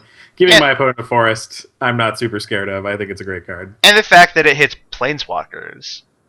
Right, which is always what we're looking for in this day and age of Magic. I think that I would rather have this than Beast Within. It's hard to say. Beast Within it has so many different angles. Like Beast Within is an LD spell. Beast Within is a surprise blocker for you. I don't think Beast Within obviously plays better on your own side of the board. I get that. Or as a land destruction spell. Color Scrum. You can seize claim that action kind of thing going on here. Which is pretty exciting as well. But I don't think it's fair to compare to Beast Within because Beast Within functions under so many other scenarios that you have a forest now. Right. I understand. I'm just saying they're similar. They're definitely they're similar. in the thesaurus next to each other. It helps that their casting cost is identically as well. It helps Yes. people make the comparison. Yes. Alright, so we're not referring. Alright, Titania, Priest of Argoth. This You're card all has my about name this written guy. all over it. I Yep. love this card. I would argue with you about it, but I know it is an unwinnable argument, so I'm not even going to bother. I fucking love this card, man. I know. The moment I saw this, I was like, oh, that's going in the cube. I had to reread it like 3 times because I didn't think there was any way it could be as good as it actually is. Like, I think that card is sweet. I know you do. What do you? I like green Jockle Hops over here. Wave of Vitriol. I don't know. I don't know about that card. It's weird that it doesn't destroy creatures. Is it? I don't think it's that weird. Green doesn't do that. I mean, I guess, but like when I look at that card, obviously the art is a throwback to Jockle Hops, and the general card does a similar thing to Jockle Hops in that it blows up the world. I just think it's a whole lot of Ecto Cooler coming down your street. Ecto Cooler. Just Mountain Dew. Just a big Mountain Dew wave. I mean, the other thing it hurts for me is like when I look at that card, it just screams Commander so hard. Yeah. This like I destroy all your non-basic lands hullabaloo. Yeah. But it's really difficult to get past that and be like, okay, could this card possibly do anything somewhere else? And it costs 7, so who cares? Right. That's again, it screams Commander so hard right at your face. It's kind of like, why am I even bothering to read this when I'm never going to cast it in that format? All right. Moving into Artifactos. We're already there. Yep. Well, I mean, it's it's this monocolored Commander product. Assault Suit is cute. And that's where it ends. Yep. Commander, it's got Commander in the name, so clearly we're not interested. Crown of Doom, target player gains control. Nope, not interested. I know that Lore Seeker's Stone was a card that was talked about. Yeah, I had heard some rumblings about this, and I don't really see it. It's so expensive. I'd rather cast Lifeblood Hydra, I'm not going to lie. The best case deal is that you pay 9 mana to get the first 3 cards from it. And if we've learned anything about cards that like incentivize you to get Hellbent, they're almost never good. No. Hellbent is a trap in Cube for sure. In Magic in general, Hellbent is a trap. I mean, many grafted Skullcap decks, many. And I've tried to make them the City in a Bottle or whatever. The Ravnica one. What is that card? Whatever. Bottled Cloister. Yeah, that's it. Bottled Cloister and Grafted Skullcap and all that. I've tried. They were in Cube for a little bit, and it just doesn't really work. So I think this card is a trap. Masterwork of Ingenuity. It can be Trinket Maged for. I still think we're a couple of equipment off from this card really being good, and at that point, it's all a math thing. I think. Yeah, I think that we're well short. I think if I decrease the cube size by 50 cards and add 5 more equipment, this might have a shot. That's still maybe not enough. Unstable Obelisk, 7 activated ability. No, okay. I will say this about the lands. Obviously, we don't get any dual lands. It's a monocolored product. The first time I read Myriad Landscape, I did not realize it could only get basic lands. I thought it just had to be 2 lands that shared a basic land type. And I got excited because I was like, oh, you get Tundra and Breeding Pool. That's sick. But then I read it again and got sad. So I like Arcane Lighthouse also as a very much like a fuck you for trying to win a game in Commander. We're having fun over here card. I'm really surprised it also doesn't like sack to draw a card. I felt we were like really that close. Yeah. Yeah, right. It's also weird that Flamekin Village is in, like as just the one hanging out. I don't know. I think it was. I enjoyed seeing the artwork. I love that Lorwyn weird, funky throwback. No, I think the card is. I think it's fine and it's whatever. But it's just always odd to see one of what like is clearly a cycle Not necessarily. People always get caught up on that. Let the Flamekins have their shit, man. All right, whatever. I mean, it's Maybe fine. maybe it's a reverse thing. Like, what was the red land in the Lorwyn block? The what do you mean? Like the dual land? What are you talking about? Like, do you remember there was like rustic Clatchin, and weren't there lands for a bunch of the tribes in Lorwyn? Yeah, the elemental one was tap for every color of mana. A Primal Beyond or whatever. Yeah, whatever it was called. So in a way, like they didn't really have a monocolored land. That's But the other colors didn't either. They were all dual lands. Like the Merfolk one was blue white. The Fairy one was blue black. Remember? Yeah, I mean there were the hideaway lands, but red had one of those. Uh oh, I've been disconnected from Skype. This is a problem. Okay, trying to get him back on the line. Anyway, yeah, I felt this card's very weird. But anyway, so that's kind of the end of the commander cards, and there are a number of cards that are perfectly reasonable for cube. I mean, the problem with these is it's 61 cards, and at least half to 2/3 of them are very multiplayer centric. So there's going to be a relatively small pool to pull from. But even that being said, the number that we got of decent cards is surprisingly solid.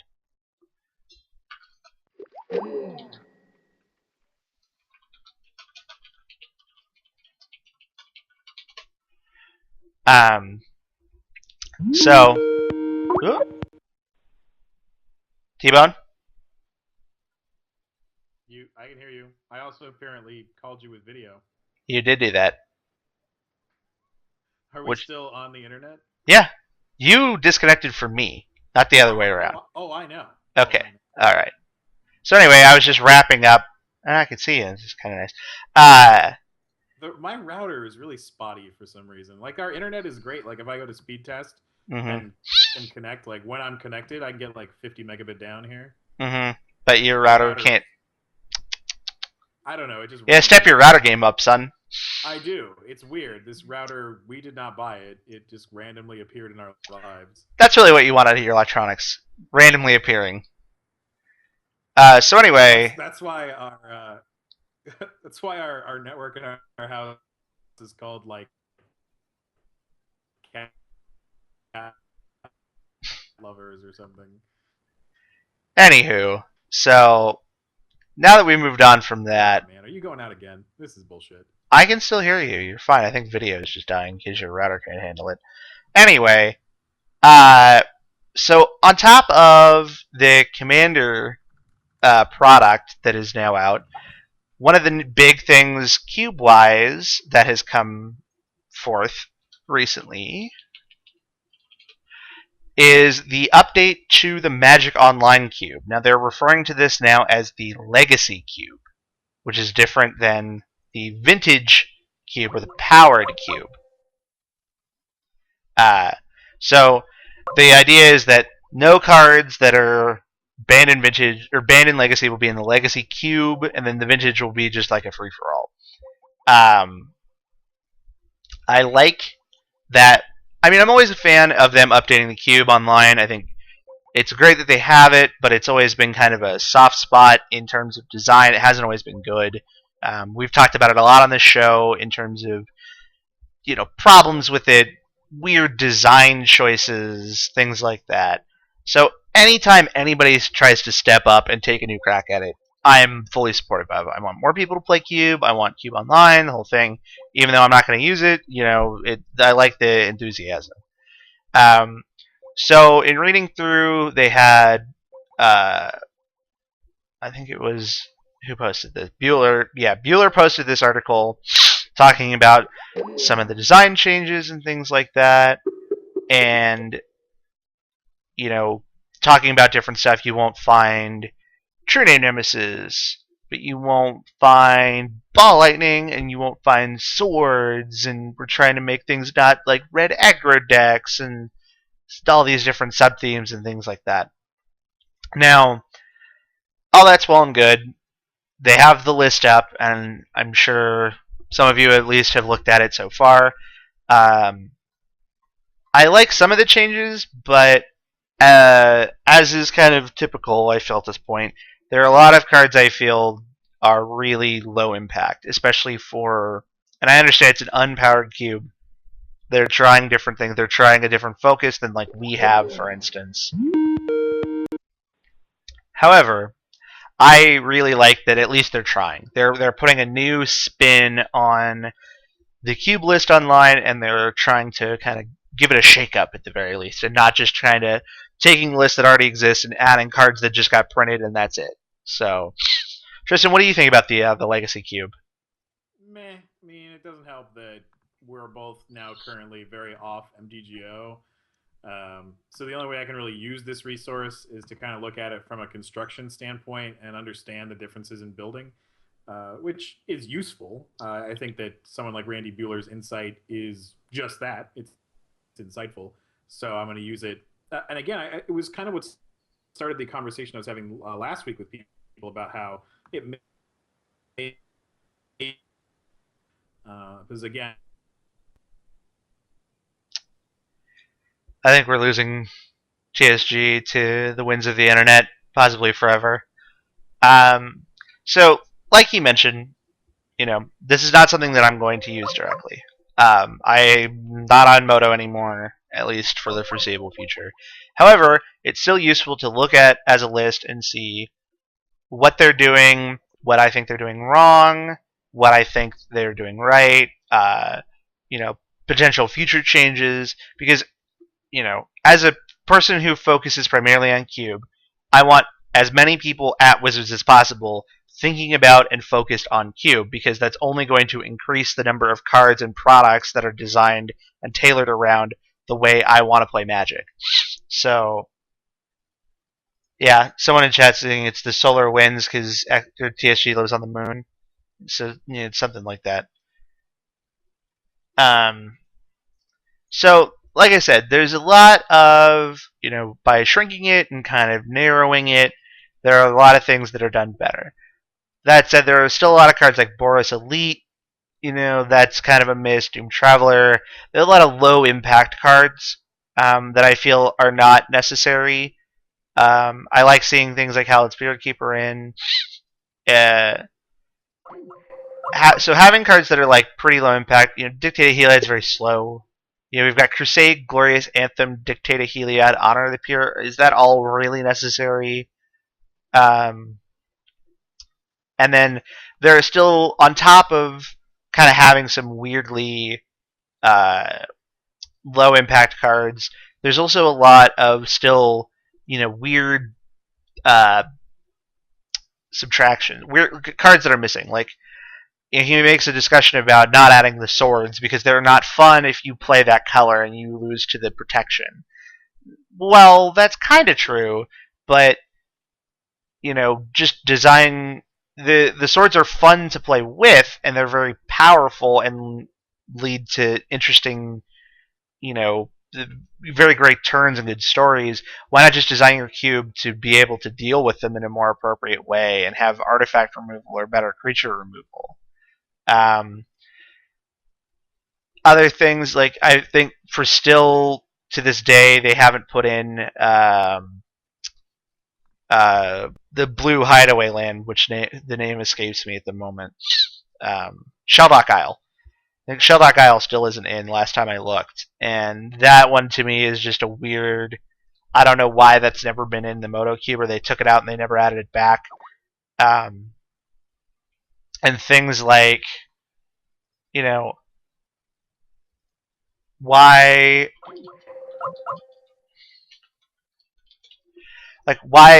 if you're gonna cut the swords, why Jitte is such an outlier in terms of power level of all the other equipment.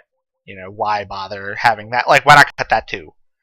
I think it's just there's a number of cards where I don't know if it's necessarily Tom Lapilli took it out because he said it was too good. It's very good. If you're designing a cube to be heavily creature combat oriented, Jitte is possibly one of the best cards you could ask for. If they don't answer it, they can't beat it. And I feel like there was just a lot of cards where they were added for, I don't know if it's like necessarily reasons where they just seem good on paper and no one tested them, or they used to be good and they're not good anymore.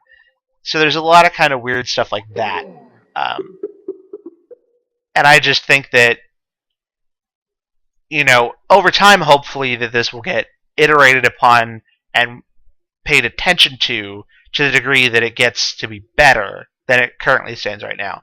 This is a big improvement from where it was last year or even 6 months ago, but it's still got a long ways to go, to be at a point where I would say, yeah, if someone had this in physical form, I would like to draft it.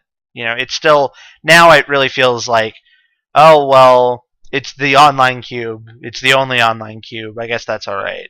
It doesn't excite me in any way so far. Oh, Tom Lapilli cut Shellback Isle because it's too good.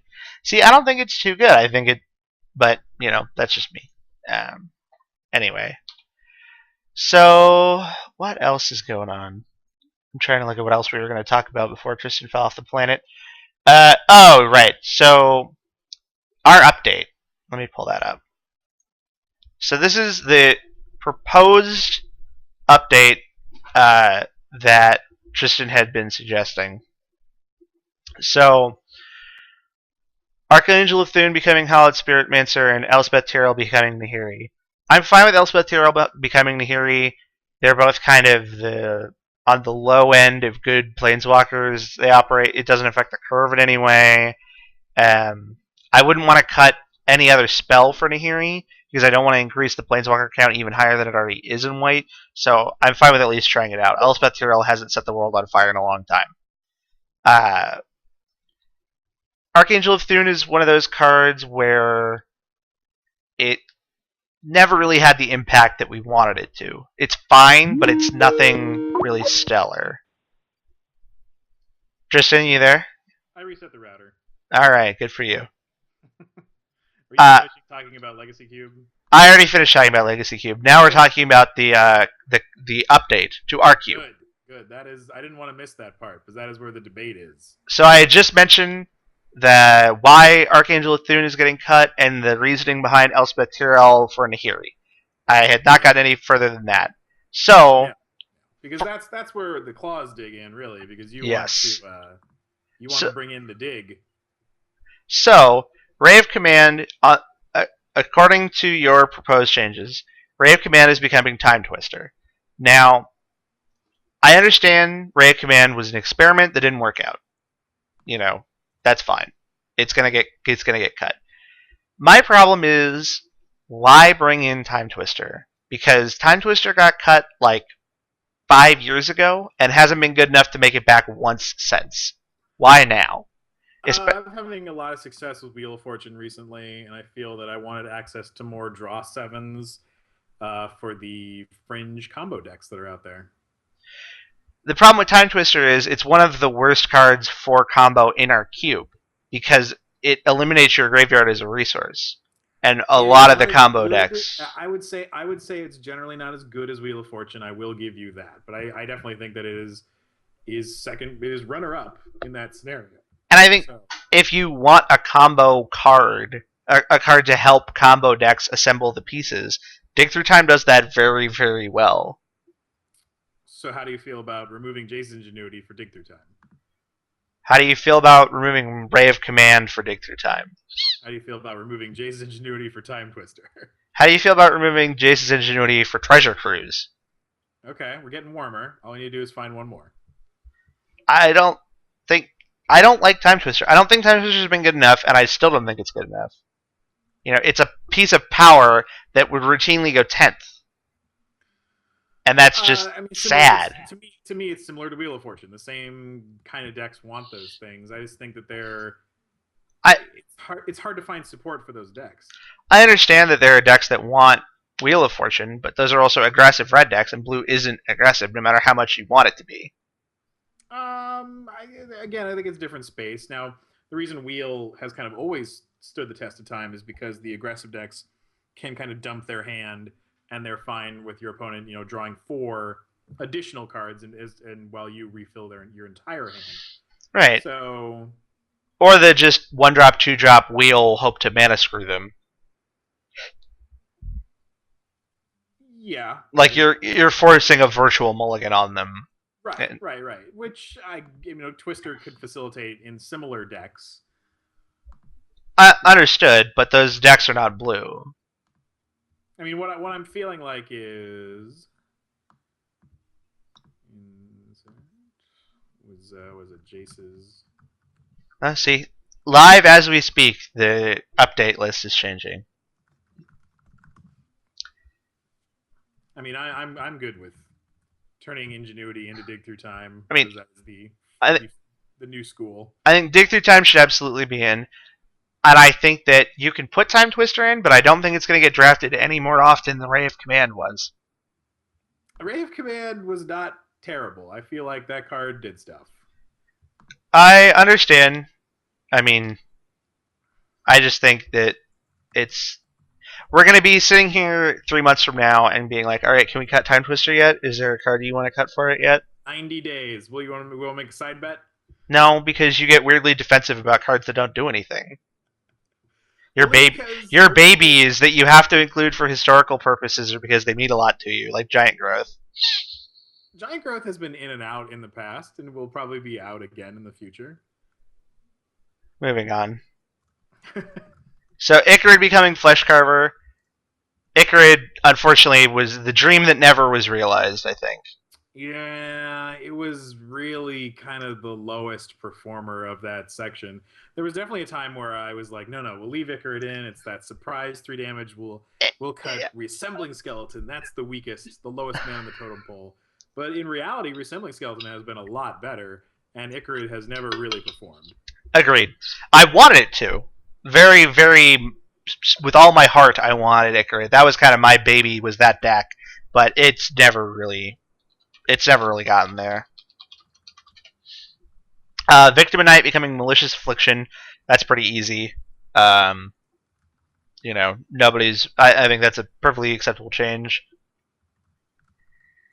Yeah, I mean, we had kind of this rotating cast of kill spells, and I think that spot could be easily managed with something else. And I have like a deep, deep hatred for Victim of Night because it's an Innistrad foil from the first printing of Innistrad foils. So it looks have like the weird reverse warping that really ticks me off. Right. So anytime we can not play one of those cards, I'm pretty into it. Okay. Diabolic Servitude has been in before. Whatever. I mean, I guess it's fine.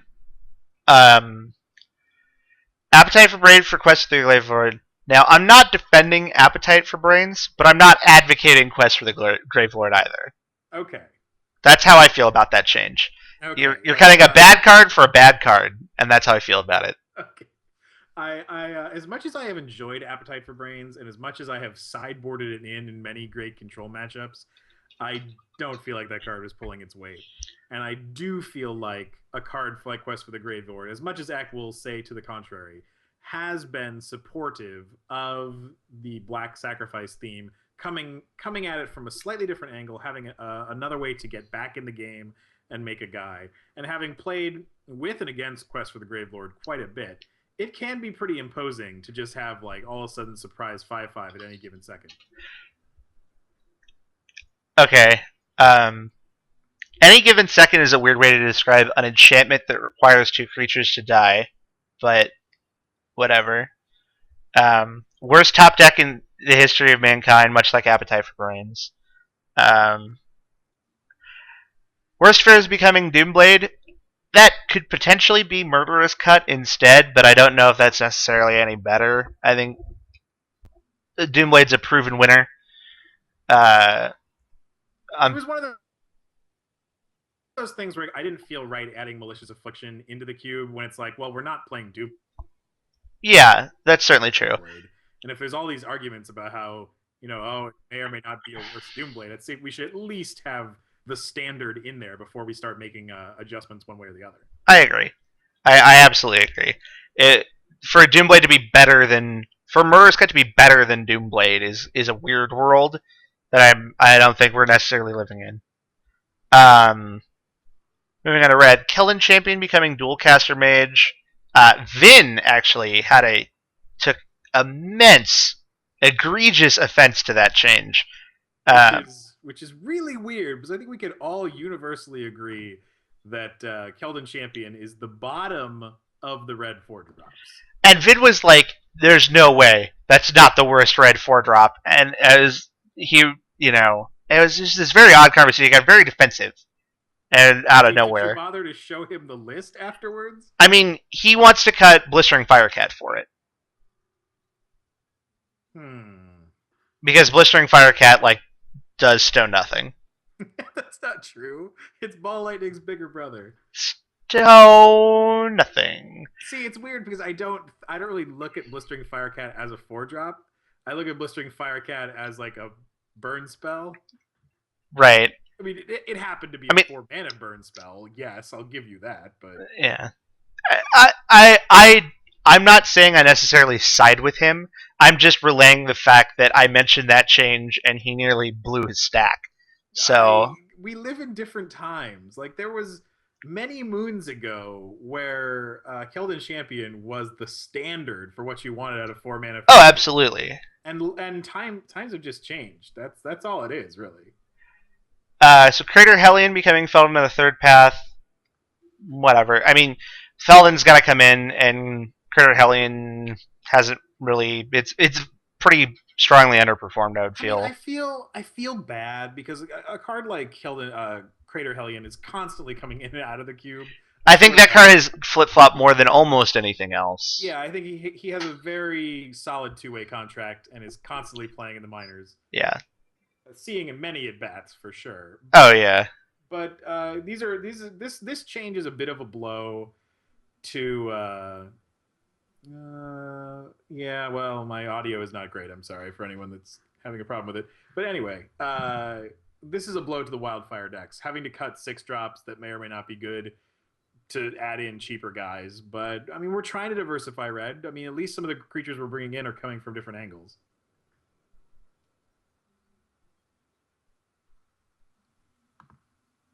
Yeah. No, I totally agree with you. Sorry, I was adjusting Skype.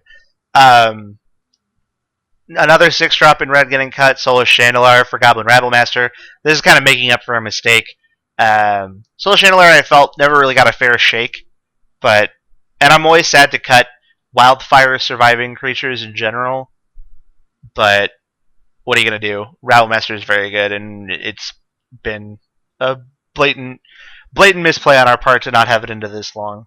Yeah, I've misread that card too many times.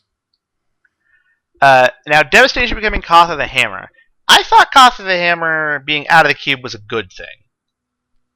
I got no end of shit from everyone for taking that card out. See, I think Koth is garbage. I don't think he's garbage. I just think he's super narrow. Koth is actually the worst red 4-drop. He just doesn't happen to be a creature. I think that there are plenty of people out there that would say that he is better than Keldon Champion. That's for sure. I disagree. But, what do I know? I mean, again, I will stand by the argument when we cut him out was he does one thing. That's the only thing he does. But everyone on the internet is like, well, he does that thing very, very well. He's so threatening. Islands fear him.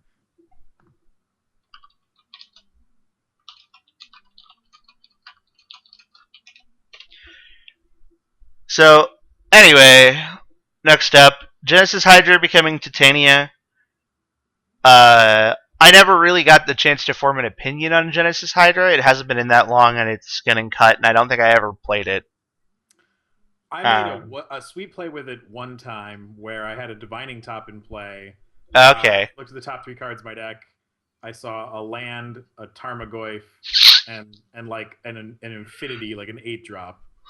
And I cast Hydra as a 2/2 the following turn, getting one of the cards I didn't want out of the way and hitting my Tarmogoyf. Other than that, Genesis Hydra has been pretty underwhelming. Okay.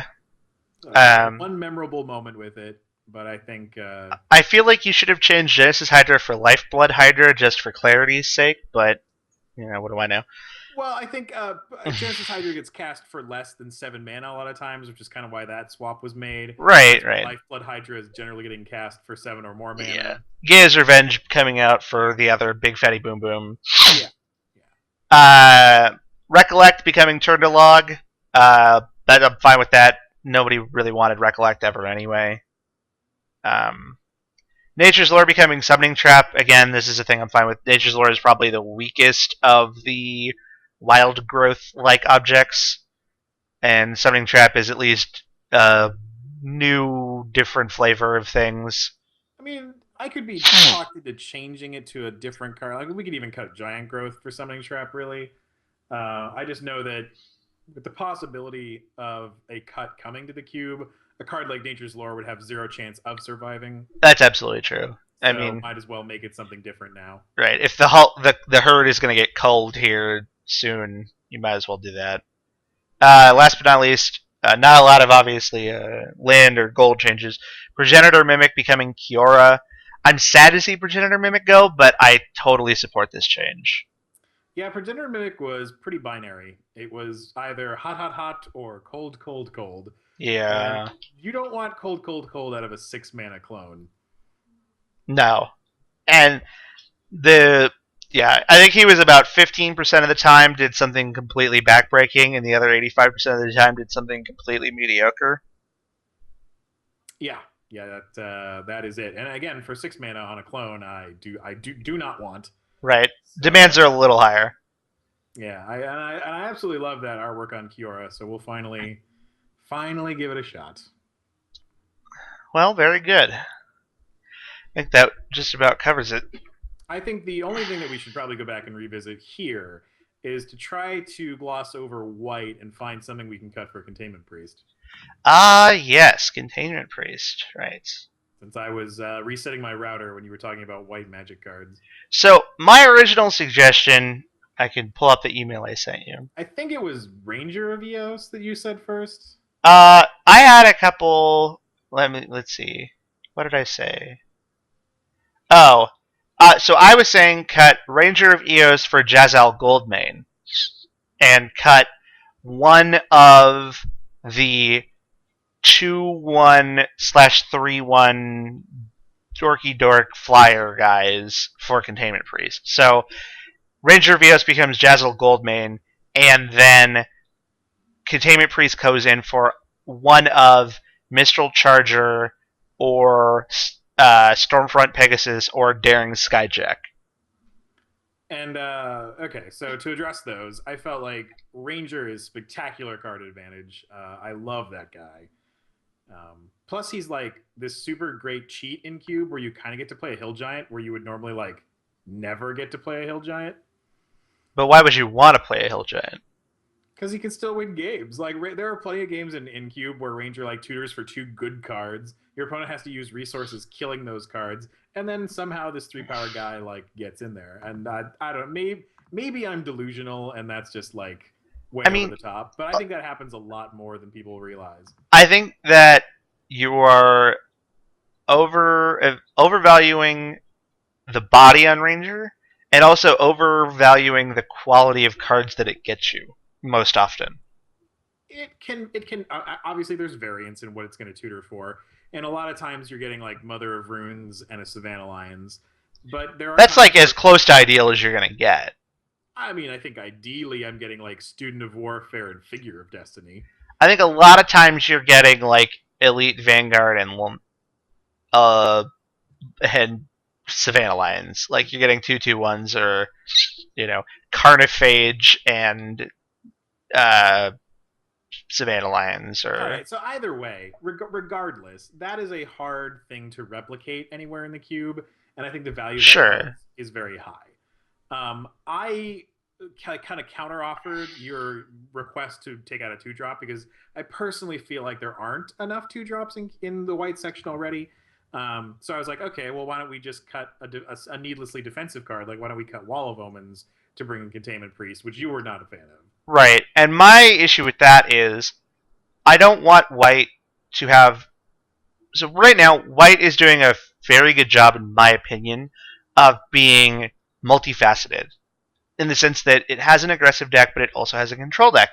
And that's a problem like with Red, where we're constantly cutting cards that don't fit into the red aggro deck to accommodate more red aggro cards, when we should be looking more to have that balance where we can try and make both decks good, even though there's not a lot of overlap.